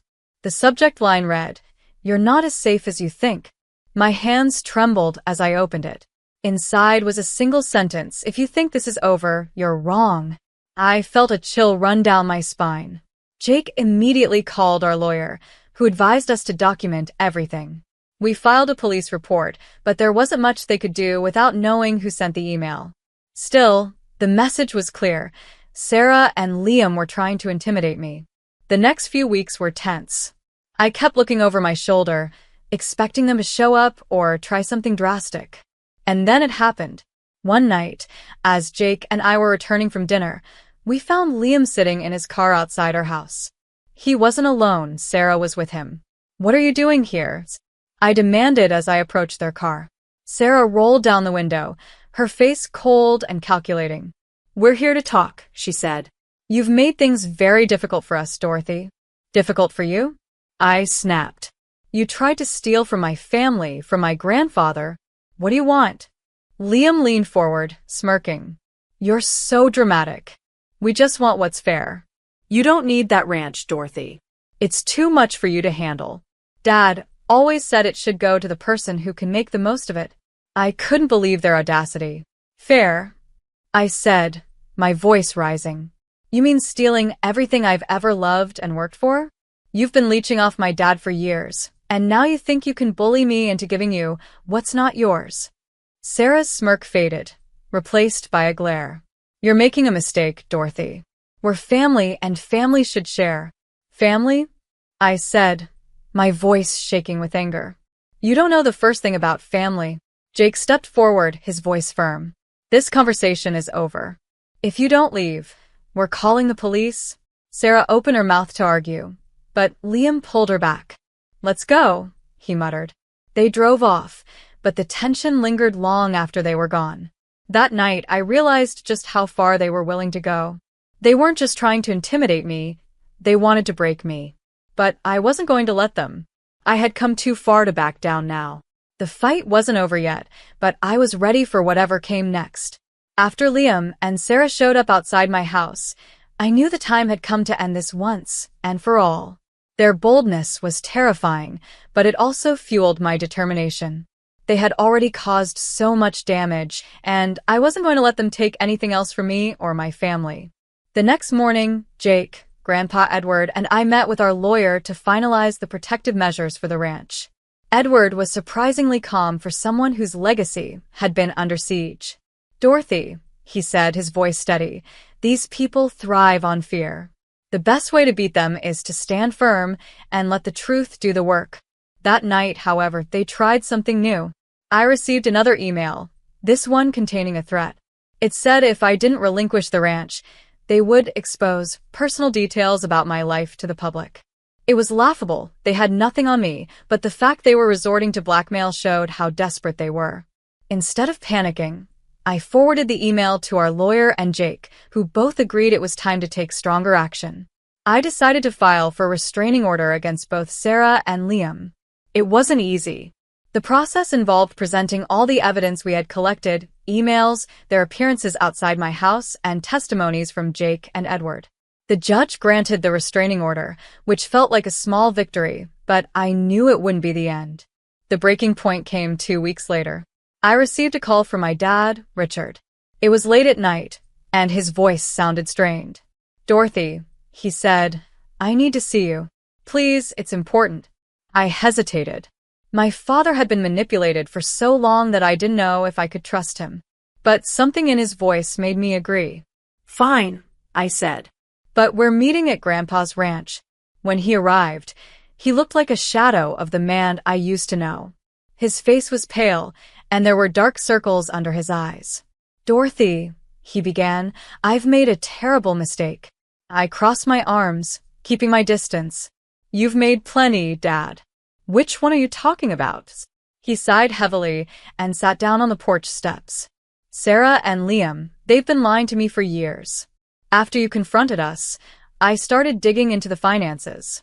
They've drained me, Dorothy. I'm nearly broke. For a moment, I felt a pang of sympathy. But then I remembered everything he had done, or failed to do, to protect me. And now you want my help? I asked, my voice cold. After everything they've put me through? He shook his head. No, I don't expect forgiveness. I just want to make things right. He pulled out a folder and handed it to me. Inside were more documents, bank statements, contracts, and emails. It was a treasure trove of evidence against Sarah and Liam. What is this? I asked. It's everything I have, he said. Proof of how they manipulated me, forged my signature, and stole from me. Use it however you need to. I just want to stop them. It was a shocking moment. For the first time in years, my father was standing up to Sarah and Liam. But I wasn't ready to trust him completely. Why now? I asked. Why not years ago, when they started tearing this family apart? He looked at me, his eyes filled with regret. Because I was a coward. I let them control me, because I didn't want to lose them. But I see now that I lost you instead, and I can't live with that. I took the folder and nodded. Thank you. But don't think this fixes everything. The next day, armed with the new evidence, I met with our lawyer and Edward. Together, we built an airtight case against Sarah and Liam. We filed charges of fraud, forgery, and theft, and the authorities moved quickly. Within days, Sarah and Liam were served with legal papers. But they didn't go quietly. Liam took to social media, accusing me of being a gold-digging daughter who turned her family against him. Sarah made similar claims to anyone who would listen. It was ugly, but I refused to engage. The truth was on my side, and I let the legal system handle the rest. In the end, justice prevailed. Sarah and Liam were found guilty of fraud and forgery, and they were ordered to repay everything they had stolen. The court also barred them from coming within 100 yards of me, Jake, or Edward. The ranch was safe, and so was my future. As for my dad, he tried to rebuild our relationship. I allowed him small steps, but the trust we once had was gone. It would take years to heal, if it ever did. Jake and I moved into the ranch full-time, starting a new chapter of our lives. Edward was thrilled to see the property thriving again, and he and Jake bonded over the renovations. I often think about what might have happened if I had stayed silent, if I had let Sarah and Liam win.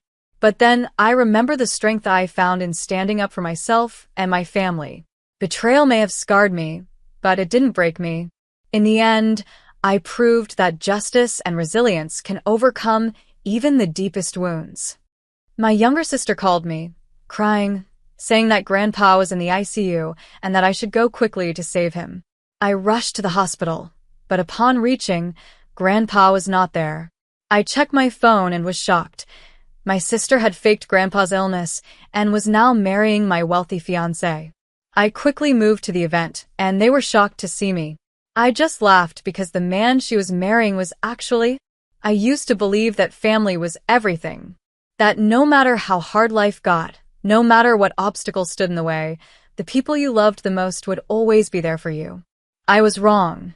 Betrayal doesn't come from strangers. It comes from the people you trust the most. Just days before my wedding, I sat in my Chicago apartment, sipping coffee, staring at my wedding invitations spread across the table. Everything was perfect. The venue was booked, the guests were confirmed, and my dream dress was hanging neatly in my closet. In less than a week, I would walk down the aisle to marry Noah Bennett, the man I thought was the love of my life. I had spent years building a life in Chicago. I wasn't just an ordinary woman waiting for a fairy tale marriage. I was a successful real estate developer, managing multi-million-dollar projects, closing deals, and making a name for myself in a city full of competition. And Noah? He was a well-respected investment banker, always dressed in sleek suits, always talking about the next big deal. We were a power couple, or at least that's what I believed. Then my phone rang. The second I saw my younger sister's name, Madison, flash on the screen, I hesitated. Madison and I had always had a complicated relationship. She was 4 years younger than me, always reckless, always craving attention. Growing up, she had a way of making everything about herself, always stepping into my shadow and trying to steal the light. But this time, she sounded different. Panicked. Hysterical. Sophia. She sobbed. You need to come right away. It's Grandpa. He's in the ICU. It's bad. It's really bad. My heart stopped. Wait, what? Grandpa? The ICU. I gripped my phone tighter, already standing up. What happened? He collapsed at home. They rushed him to the hospital, she cried. The doctors won't tell me much, but they said it doesn't look good. I felt my knees weaken. Grandpa. My rock. My anchor. The man who raised Madison and me after our parents died. I'll be there soon, I said without hesitation. I grabbed my suitcase, threw in some clothes, and booked the earliest flight to New York. Noah wasn't home, so I sent him a quick text. Something happened to Grandpa. Flying to New York. Call you soon. No reply. I didn't think much of it. I figured he was busy finalizing last-minute wedding details. But now, looking back, I wonder if he was already standing at the altar when I sent that message. The flight felt endless. I couldn't sit still. My hands wouldn't stop shaking. I kept picturing Grandpa lying in a hospital bed, barely breathing, doctors rushing around him. I tried calling Madison again, but it went straight to voicemail. The second the plane landed, I rushed to the hospital, running through the automatic doors, praying I wasn't too late. I nearly slammed into the front desk. I need to see William Carter. He was brought into the ICU. The nurse frowned, flipping through her records. I'm sorry, but there's no William Carter admitted here. My heart dropped. That can't be right. He was brought in today. My sister told me. The nurse shook her head. Are you sure you have the right hospital? I took a step back, confusion clouding my mind. Yes, I'm sure. My sister said. Something was wrong. I pulled out my phone and called Madison. Straight to voicemail. I called again. Nothing. The confusion twisted into fear. I grabbed a cab, giving the driver Grandpa's address. I didn't know what to expect. Had they moved him? Was he already discharged? Why wasn't Madison answering? The whole drive, I felt like I was suffocating. My hands were clammy. My head was spinning. Something was wrong. But nothing could have prepared me for what I found when I arrived. The moment I opened the door to Grandpa's house, my breath caught in my throat. There he was, standing in the kitchen. Smiling. Completely fine. Sweetheart. Grandpa beamed, setting his coffee down. What a surprise. What are you doing here? I froze. I couldn't speak. I couldn't breathe. He was fine. Not in the ICU. Not even sick. I blinked. Grandpa, you're okay? He chuckled, raising an eyebrow. Of course, I'm okay. Why wouldn't I be? My heart pounded. Madison called me. I whispered. She said you were in the ICU. That you collapsed. That it was serious. Grandpa frowned. The ICU? I haven't even had a cold this year. Are you sure you heard her right? I felt like my entire body went cold. It was a lie. The hospital. The ICU. The emergency. All of it. A sick feeling rose in my stomach as I pulled out my phone, my fingers shaking. I clicked on Instagram, opening Madison's page. And there it was. A wedding photo. Madison, standing at an altar, wearing my wedding dress, holding Noah's hand, both of them smiling like they hadn't just destroyed my world. I stared at the caption, the words blurring before my eyes. Sorry, sis, but sometimes love can't wait. I couldn't breathe. I had left my home, my wedding, my life in Chicago intact.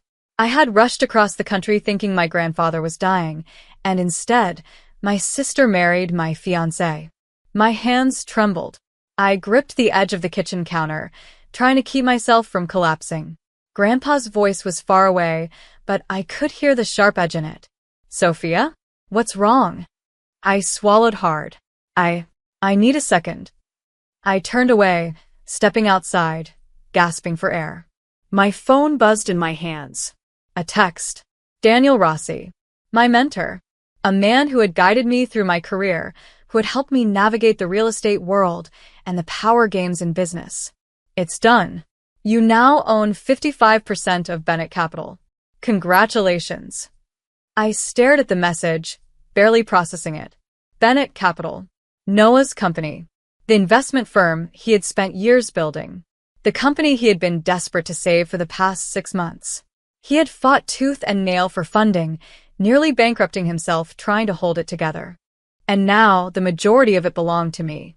Noah had spent months hiding his company's struggles from me, but I had found out through my own connections. And I had done what any intelligent businesswoman would do. I had outmaneuvered him. I had planned to surprise him after our honeymoon, to show him that I had saved his company out of love. But now? Now, it wasn't about saving him. It was about destroying him. I took a slow, deep breath, a cold calm settling over me. I wasn't the kind of woman to cry. I wasn't the kind of woman to beg for explanations. No. I played to win. And Madison and Noah? They had no idea what was coming. I don't remember how long I stood outside Grandpa's house, staring at my phone.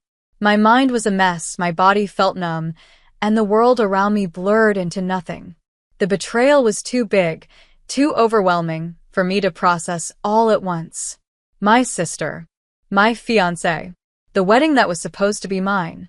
It was all happening while I was running through an airport, desperate to save a grandfather who had never even been sick. I forced myself to breathe, to think. Madison had set this up carefully. She had waited for the right moment, created the perfect excuse to get me out of the city. She had stolen my wedding dress, taken my place, and without hesitation, she had walked down the aisle in front of our friends, our family, our colleagues, and married Noah, the man who had whispered to me just last week that he couldn't wait to call me his wife. The memory of his voice, his arms around me, made me sick to my stomach. I wasn't naive. People betray each other every day. I had seen it in business, partners double-crossing each other, backroom deals killing careers overnight. But I had never imagined it would happen to me, from the two people I trusted the most. I wanted answers. I wanted to scream, to demand why, but deep down, I knew there was only one reason. Money. Madison had always been reckless with it, burning through whatever Grandpa left her. Noah? He was drowning, trying to keep Bennett Capital afloat, hiding it from everyone. They needed each other. She had the money he wanted, and he had the charm she always craved. They must have thought I was a fool, that I would break, that I would disappear, humiliated and weak. But I didn't break. I don't break. Instead, I smiled. A slow, bitter smile, because they had no idea what they had just done. I had left Chicago thinking I had everything. I was returning knowing I had more than they ever expected. I booked the next flight back, my hand steady as I checked my phone one last time. My grip tightened as I stared at Daniel's text. I now owned 55% of Bennett Capital. I had control over everything Noah had tried to save. The moment I stepped off the plane in Chicago, I called Olivia Price, my best friend, my closest confidant, and a journalist who always had her ear to the ground. "Are you home?" I asked, my voice calm. There was a pause. "Sophia?" Olivia's voice sharpened with concern. "You're back? I thought you were in New York for your grandfather." "He's fine." I cut in. "He was never in the ICU." A heavy silence. Then Olivia cursed under her breath. "Tell me you're joking." "I wish I was." I sighed, stepping into a cab. "I need you to come over." "Now." 20 minutes later, Olivia walked into my apartment, her arms crossed, her brown eyes narrowed. "Start talking." I told her everything. The fake hospital call, the flight, Grandpa's confusion, and finally, the wedding photos. When I was done, she let out a slow breath. "I should have known something was off," she muttered. "I saw the photos this morning and thought it was some kind of joke. I kept waiting for you to call and tell me they were fake." I scoffed. "I wish." Her expression darkened. "This isn't just betrayal, Sophia. This is humiliation. Public. Intentional. They wanted you to see those photos." I already knew that.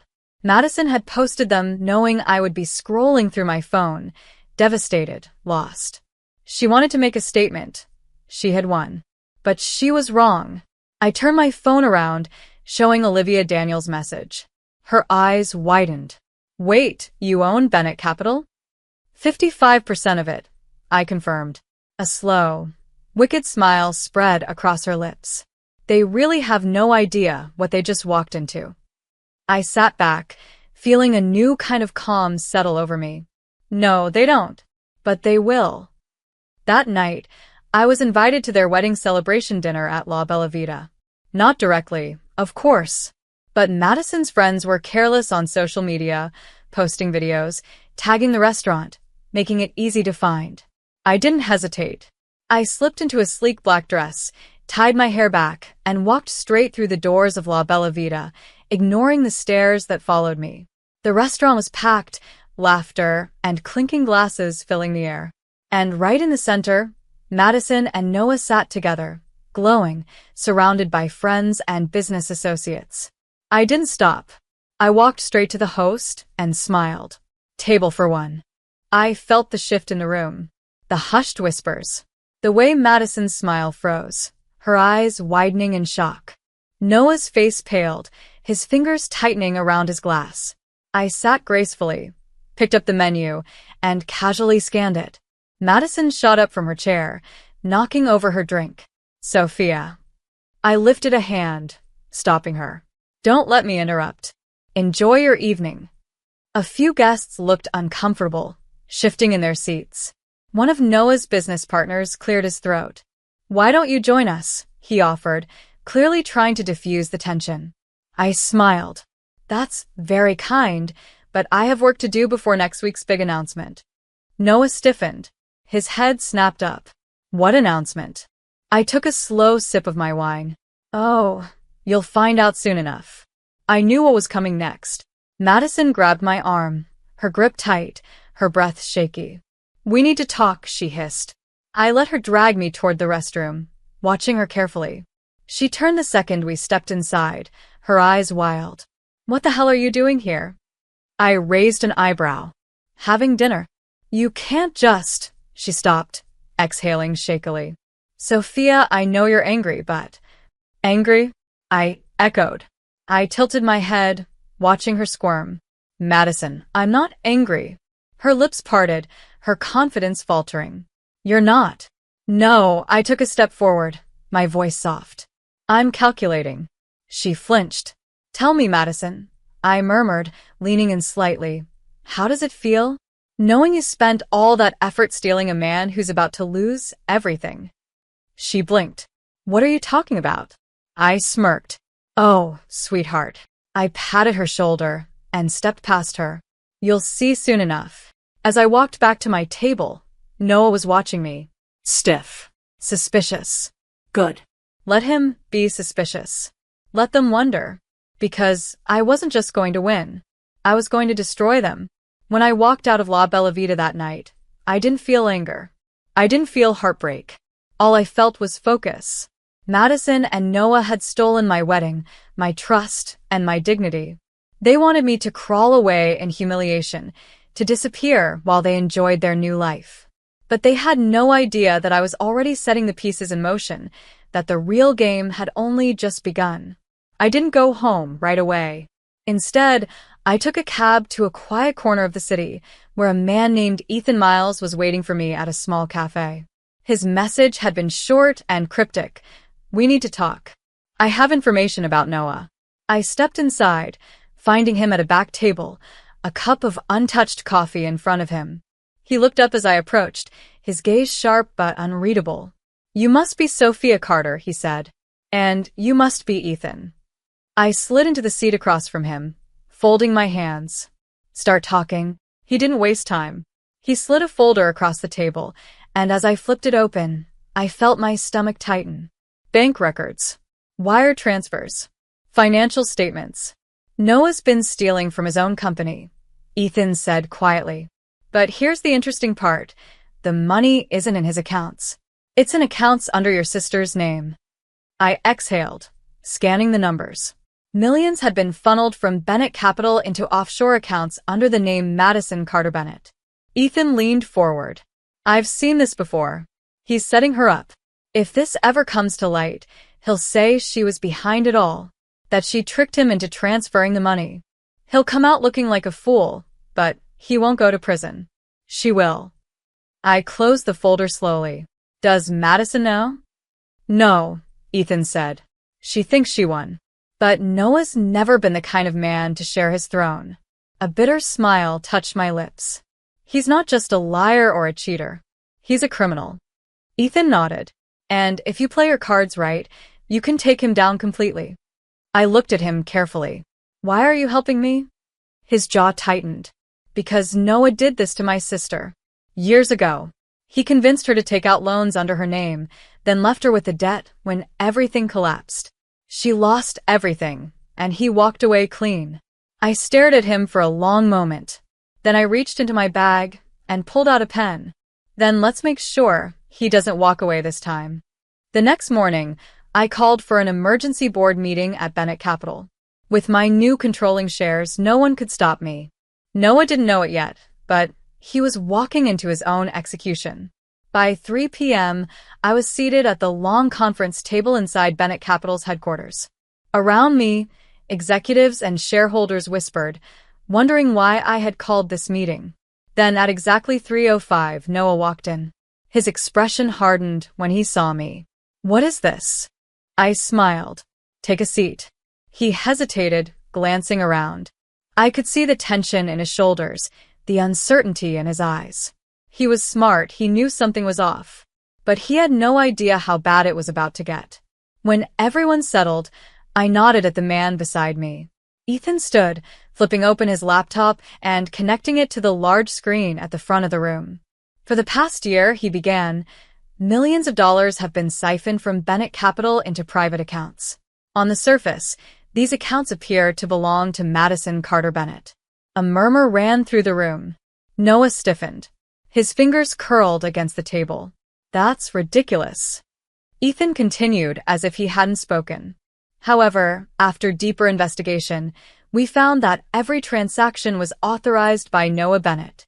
He clicked to another screen, displaying emails, signatures, transfer approvals, every piece of evidence needed to bury Noah alive. The boardroom fell into stunned silence.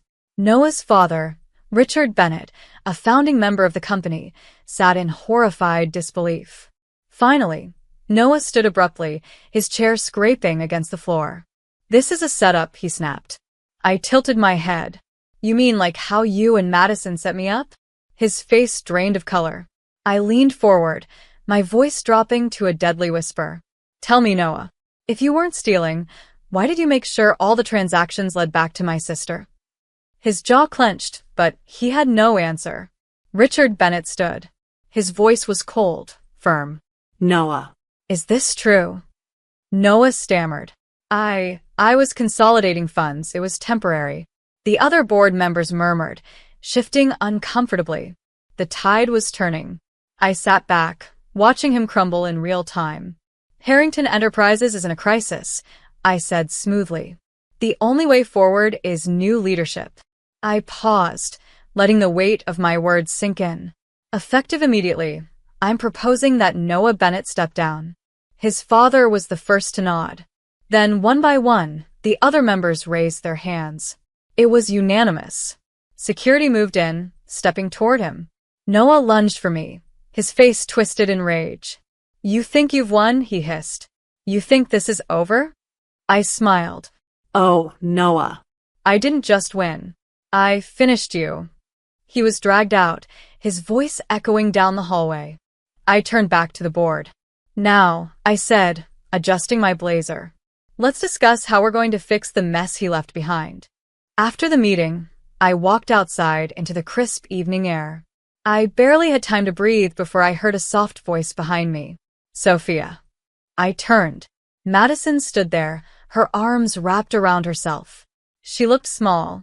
"Lost." She swallowed hard. You knew all along." "I found out yesterday," I admitted. Her voice wavered. "He never loved me, did he?" I sighed. "He loved what you could do for him. That's not the same thing." Her eyes filled with tears.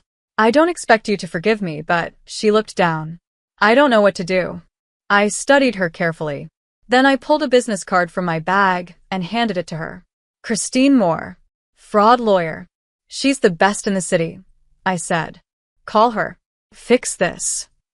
Madison looked at the card, then back at me. "And us." I hesitated. Then I shook my head. "We're not there yet." She nodded, wiping at her eyes. "I understand." As I walked away, my phone buzzed with another text. "Ethan, now that the board's handled, let's talk about the gala. I have a feeling Noah's not done making a scene." I smirked. Oh, I was counting on it. The night of the Bennett Capital Gala arrived, and I knew this was the final act.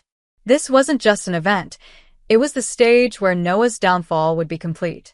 He thought he could still salvage his reputation, still convince people that he was a victim of circumstance. He was wrong. I walked into the venue with my head held high, wearing a sleek black dress that exuded power. Eyes followed me, whispers spreading through the crowd. People knew something had happened, but they weren't sure how much of the story was true. That was about to change. Across the room, I spotted Madison. She looked tense, her fingers clutching a champagne glass as her gaze darted around, searching for Noah. She was finally realizing that the man she had betrayed me for had set her up to take the fall. And then I saw him. Noah entered as if nothing had happened, dressed in his usual tailored suit, shaking hands, forcing smiles. But I could see it, the tension in his jaw, the flicker of desperation in his eyes. He was trying to hold on to power he no longer had. I let him think he still had a chance. Let him claw for hope. Because the higher you think you are, the harder the fall. At exactly 9 p.m., Ethan gave me the signal. The press had arrived. I stepped forward, clinking my glass lightly, drawing the room's attention. "Ladies and gentlemen," I said, my voice smooth, carrying through the space. "I'd like to make an announcement." The murmurs died down. Even Noah stopped talking, turning to face me. His smile faltered. I met his gaze. Time to end this. As many of you know, Bennett Capital has been undergoing a leadership transition. I began. Tonight, I want to thank those who have stood by us as we move forward into a new era of ethical business practices and transparency. The words hit him like a slap. He knew where this was going. I continued. However, before we celebrate, I feel it's important to shed light on some unfortunate discoveries we made over the past few months. A ripple of unease passed through the crowd. Noah's fingers tightened around his drink. Ethan stepped forward, holding up the evidence. Millions of dollars were siphoned from Bennett Capital into offshore accounts, he stated. At first glance, these accounts appear to belong to Madison Carter Bennett. Gasps erupted. Madison's face drained of color. But upon further investigation, Ethan continued, we found that every single transaction was approved and executed by Noah Bennett. A stunned silence filled the room. Then whispers, murmurs, disbelief. Noah stepped forward sharply. This is slander, he snapped. I raised a brow. Oh, then perhaps you can explain these signed documents. Ethan clicked to the next screen, emails, transaction records, signed approvals, all proving Noah's guilt. Noah froze. His father, Richard Bennett, pushed forward, his face twisted with rage. Noah. Is this true? Noah stammered, but his silence was answer enough. The police stepped into the room. Noah Bennett, one of the officers said, you're under arrest for fraud and embezzlement. The room erupted into gasps and flashing cameras. They pulled his hands behind his back, cuffing him. He turned toward me, pure hatred in his eyes. This isn't over, he hissed. I smiled. Oh, but it is. They dragged him away. I turned and found Madison standing there, frozen. Her voice shook. I didn't know. I studied her. For the first time, I saw someone lost, broken, used. I pulled a paper from my bag and handed it to her. A job, she whispered, confused. A chance, I corrected. To help victims of fraud. To fix what you can. Her eyes filled with tears. Why would you do this for me? I sighed. Because I'm done letting Noah destroy lives. Including yours. She nodded, clutching the paper like a lifeline. I turned and walked outside. The cool night air felt lighter. Noah was gone. Madison had a choice. And I was finally free. The next morning, I sat at the head of the Bennett Capital boardroom. The CEO nameplate gleamed in front of me. I smiled. Let's get to work. Because this wasn't just about revenge. This was about rebuilding. And I had already won. My sister tried to steal my wealthy husband. When she failed miserably, she forced my parents to skip my wedding and go on a trip. They switched off their phones, but 2 hours later, when they turned them back on, what they saw left them frozen in fear. Looking back now, I wonder if I should have seen it coming. Maybe the signs were always there, subtle but clear, hidden in the way my parents always treated my younger sister, Isla, differently from me. It wasn't outright cruelty towards me, but there was always this unspoken rule in our house.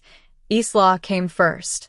She was the delicate one, the one who needed protection, the one whose every mistake was brushed aside with excuses while I was expected to be responsible, reliable, and understanding.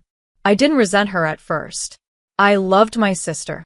I protected her, helped her whenever she needed me, and believed that was just how families worked.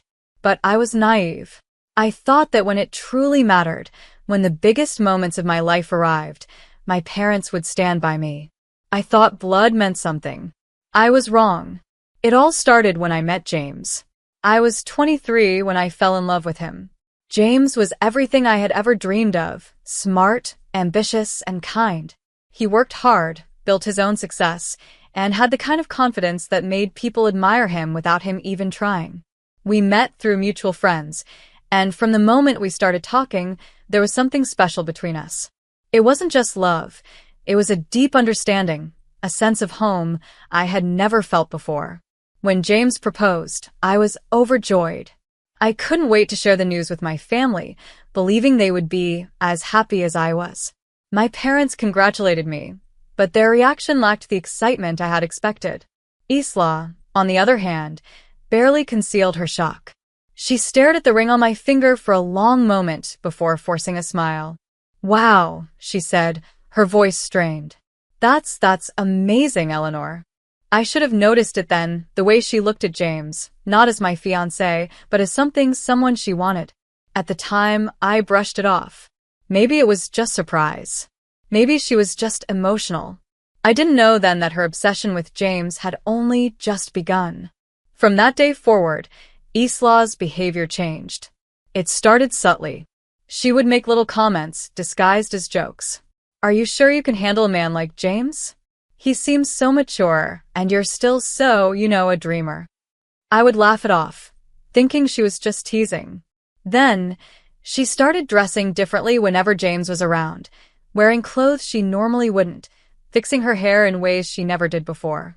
She found excuses to join us whenever we had plans, always showing up uninvited, always making sure James noticed her. James never entertained her behavior. In fact, he barely acknowledged it, which I appreciated.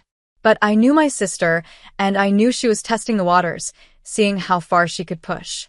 One evening, she cornered me in my room, fresh out of the shower, with a strange, determined look on her face. "You should break it off," she said bluntly. I laughed, thinking she was joking, but she wasn't. "Eleanor, listen to me. James isn't right for you. He's too successful, too serious. He needs someone who truly understands him." I stared at her, stunned. "And you think that person is you?" She didn't even hesitate before nodding. "I love him." It was ridiculous. It was insane. But looking into her eyes, I realized she truly believed it. My own sister wanted my fiancé, and she was willing to say it out loud. I walked past her, shaking my head. "You've lost your mind, Isla." But she wasn't done. Over the next few weeks, she grew bolder. She found excuses to be alone with James, asking him invasive questions about our relationship, our future, even hinting that I was immature and not ready for marriage. She went so far as to try and touch him in subtle ways, grabbing his arm, standing too close. It was sickening. James, to his credit, was always firm with her. He would brush off her advances, sometimes outright ignoring her. One evening, he took my hands in his and said, "Eleanor, I only love you. I see what she's doing, but it doesn't matter because I only have eyes for you." I wanted to believe that was the end of it. But Isla wasn't the kind of person who accepted defeat. Just a few days before the wedding, I overheard my parents whispering with Isla in the living room. I stepped closer, my heart pounding. "Are you sure?" My mother's voice was hesitant. "Yes, Mom. You don't understand. I can't watch her take everything from me," Isla whined. "It's not fair." We can't just not go to her wedding," my father muttered. "Why not?" Isla's voice turned sharp. "If you really love me, you'll prove it. Plan a trip. Leave on the wedding day. Show her that she's not more important than me." I felt the air leave my lungs.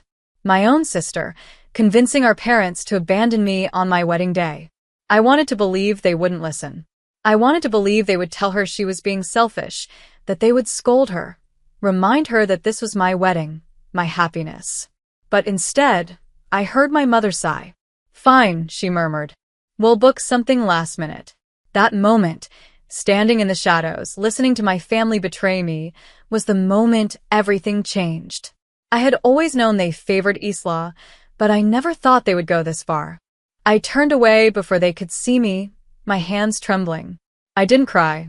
Not yet. Instead, I walked to my room, closed the door, and sat in silence. This was my family. These were the people who raised me. And on the most important day of my life, they were going to turn their backs on me. The worst part? I knew they wouldn't even feel guilty. I didn't sleep the night before my wedding. I lay awake, staring at the ceiling, replaying the conversation I had overheard between my parents and Isla. I told myself that maybe, just maybe, they would change their minds. That in the morning, they would realize how cruel it was to abandon me on my most important day. But deep down, I knew better.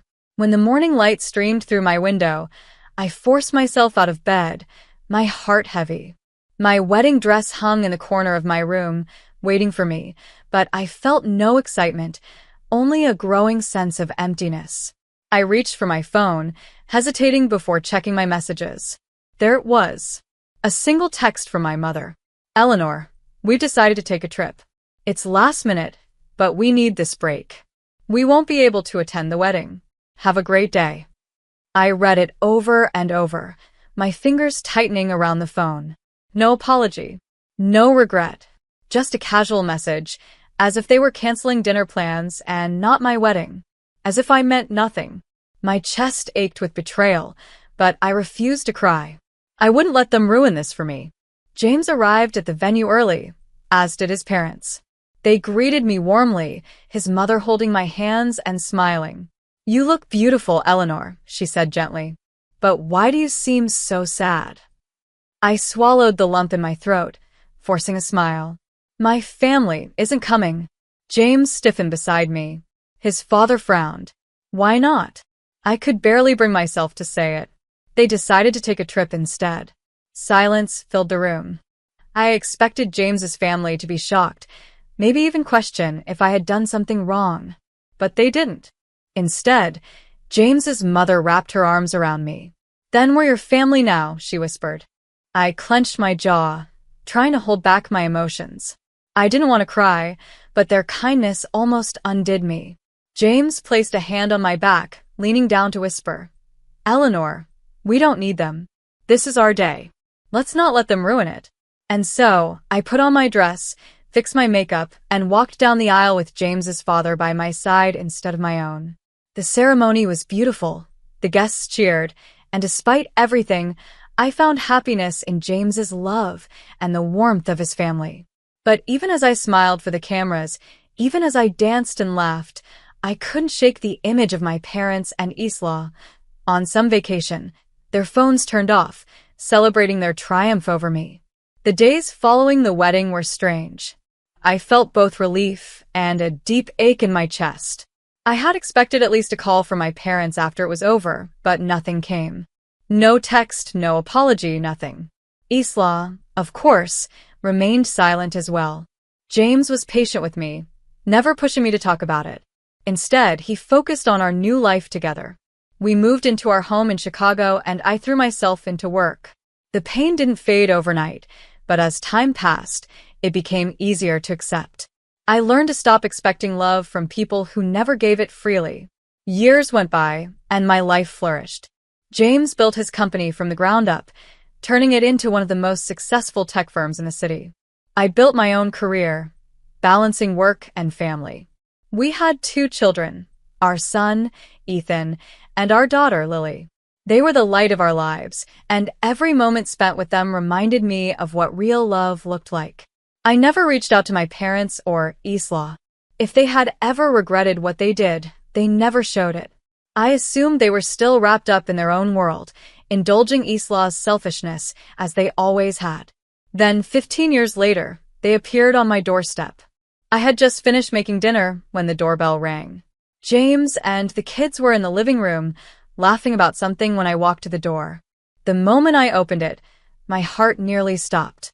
There they were, my mother, my father, and Isla. They looked different.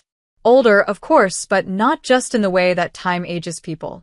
My parents had always been well kept, living comfortably, but now they looked weary, almost desperate. And Isla, she no longer had the same smug confidence she once carried. Her hair was unkempt, her clothes were plain, and the arrogance that had always been in her eyes was replaced with something else. Something hollow. For a long moment, none of us spoke. Then my mother smiled weakly. Eleanor, it's been so long. I didn't move. I didn't invite them in. I didn't know how to react to the people who had abandoned me all those years ago now suddenly standing at my door as if nothing had happened. My father cleared his throat. "We need to talk." I crossed my arms. About what? There was an awkward silence before Isla finally spoke. "I need a job." I blinked, stunned by the audacity of her words. Of all the things she could have said, of all the possible reasons they could have come here, this was it? I looked past her at my parents. "And you?" My mother sighed. "We've been struggling. Your father and I lost most of our savings, and Isla, well, her marriage didn't work out. She needs help finding work, and we thought maybe James could offer her something at his company." A bitter laugh escaped me before I could stop it. "So, let me get this straight. You abandoned me on my wedding day, ignored me for 15 years, and now that you've lost everything, you expect my husband to give Isla a job." My mother flinched. "Eleanor, we were wrong back then, but you have a good life now. Can't you let the past go?" The past. As if it were something small, something forgettable. I glanced back at James, who was now standing behind me, arms crossed, his expression unreadable. I knew what he was thinking. I looked back at my family, the people who had hurt me so deeply, now standing before me, expecting my help. For the first time in years, I smiled at them. No. I stepped back and shut the door in their faces. I stood there for a moment, my hands still resting on the doorknob, my heart pounding in my chest.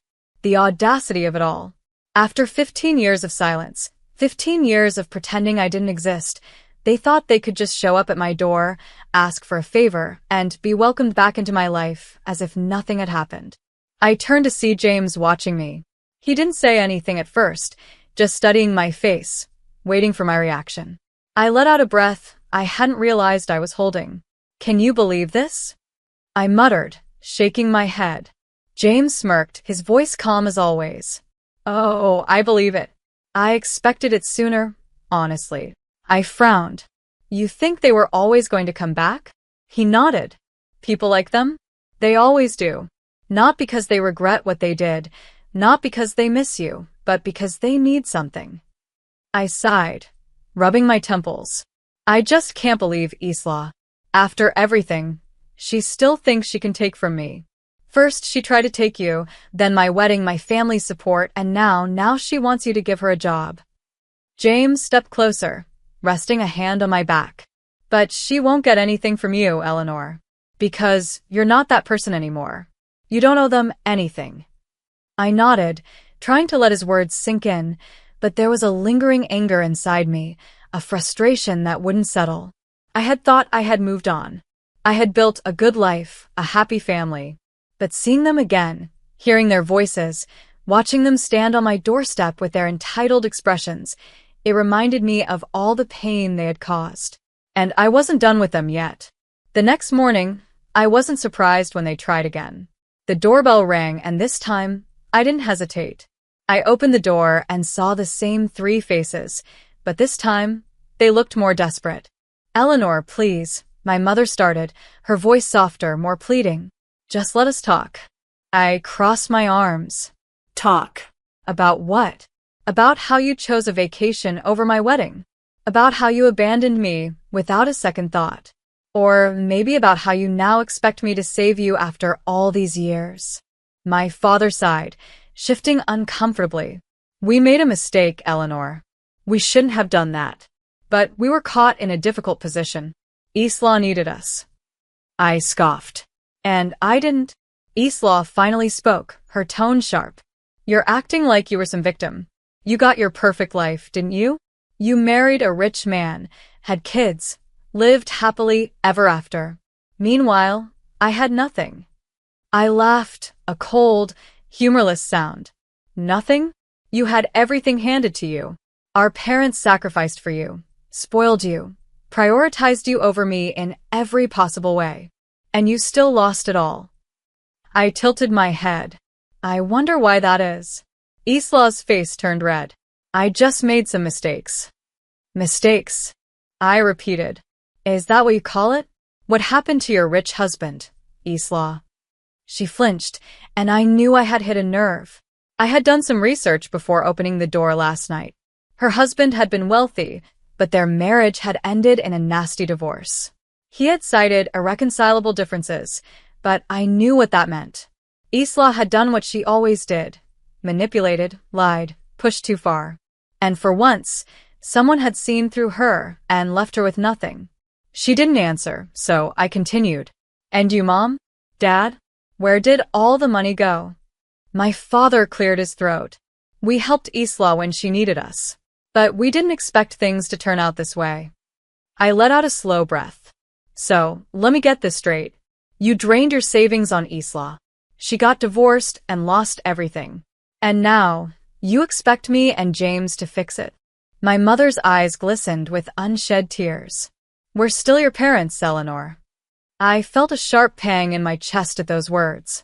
Parents. The same parents who had abandoned me. The same parents who had let Isla push them around like puppets. Now, when they had nowhere else to turn, they suddenly remembered they had another daughter. I shook my head. No. You stopped being my parents the day you chose her over me. Isla's lips pressed into a thin line. You think you're better than us because you're rich now. I met her gaze steadily. No, Isla. I think I'm better than you because I worked for what I have. I built this life without stepping on anyone, without using manipulation or deceit. And I'm certainly not about to throw away everything I built for people who never once supported me. Isla opened her mouth, then closed it. She wasn't used to being denied, wasn't used to hearing the truth spoken so bluntly. My father sighed heavily. So that's it? You're just going to turn us away? I nodded. That's exactly what I'm going to do. James stepped beside me then, his presence strong and unwavering. This conversation is over. Eleanor has made her decision, and I support her completely. Please don't come back. My mother's face twisted in pain. Please, Eleanor, don't do this. I met her gaze, and for the first time in my life, I felt nothing for her. No longing for approval, no sadness, no regret. Just clarity. You did this, Mom, I said quietly. Not me. And with that, I shut the door in their faces for the second time. I stood at the door for a few moments after shutting it, listening to the silence on the other side. I imagined my parents exchanging helpless looks, Isla fuming, maybe even trying to come up with another way to manipulate me into giving them what they wanted. But I knew they had nothing left. I had taken away their last hope, their last lifeline. And I didn't feel bad about it. Not even a little. James walked up beside me, resting a hand on my lower back. Are you okay? He asked softly. I turned to him, studying the man who had been by my side through it all. The man my sister had tried to steal, the man my parents had dismissed as nothing more than a ticket to a better life for Isla. But he had always been more than that to me. He had been my anchor, my greatest love, the family I had chosen. I'm fine, I said, and for the first time in years, I meant it. We walked back to the living room, where Ethan and Lily sat on the couch, their eyes filled with curiosity. They had been watching from the corner, though I had told them not to. Lily, only 10, had a furrow in her little brow. Mom, who were those people? I hesitated, unsure of how to explain it to them in a way they would understand. But before I could answer, Ethan, 14 and far too perceptive for his age, spoke. It was your family, wasn't it? I looked at my son, the boy who had inherited James's sharp mind and quiet strength. Yes, I admitted. It was them. Lily tilted her head. Why did you close the door on them? I sighed, sitting down beside them. Because sometimes, Lily, people who are supposed to love you don't always treat you right. And when they don't, you have to learn when to walk away. She frowned, thinking hard. But they're your family. I smiled sadly. Family isn't just about blood. It's about who stands by you, who loves you, who is there when you need them. James's parents are more my family than the people you just saw outside. Ethan nodded, understanding faster than his sister. So, they only came back because they needed something? I nodded. Exactly. James sat down beside me, draping an arm over my shoulders. And your mom made the right choice. Lily thought for a moment, then nodded as if she had made peace with the answer. Ethan simply looked relieved, as if he had worried I might let them back in. But I wouldn't. That was the last time I saw them. They didn't return after that. Maybe they realized there was nothing left to take from me. Maybe Isla's pride wouldn't allow her to beg again. Either way, they disappeared just as quickly as they had reappeared. A few months later, I heard from an old family acquaintance that my parents had moved to a smaller apartment, struggling to make ends meet. They had spent their retirement savings trying to keep Isla afloat, and now that she had nothing, they had nothing. And Isla? She bounced from one short-lived job to another, unable to keep steady employment. Her name had become a joke in some social circles. People whispered about how she had gone from trying to marry into wealth to begging for scraps. There was a time when hearing that would have made me feel vindicated would have given me some kind of twisted satisfaction. But now I only felt indifferent. They were reaping what they had sown. I had my own life to live. I had a husband who loved me, children who brought me endless joy, a career I had built with my own hands. I didn't need revenge. Their downfall had been inevitable, and I had learned that true revenge wasn't about watching them suffer. It was about living my life without them. Years passed, and the bitterness faded, replaced by something else: peace. The kind of peace I had never had growing up in that house, where I was always second to Isla. The kind of peace that came from knowing I had broken free from the cycle, that I had built a family where no one would ever feel unwanted or unloved. One day, when Ethan was getting ready for college, he sat me down and asked, "Mom, do you ever think about them?" I thought about the question carefully before answering. "Not really," I admitted. "Sometimes, maybe, but not in the way you think. I don't miss them. I don't wish things had been different. I just wonder sometimes if they ever regretted it." Ethan smirked. "I doubt it." I chuckled. "Me too." Then he looked at me seriously. "You're happy though, right?" I reached out, brushing his hair back like I used to when he was little. More than I ever thought I could be. And I was. For the first time in my life, I was completely free.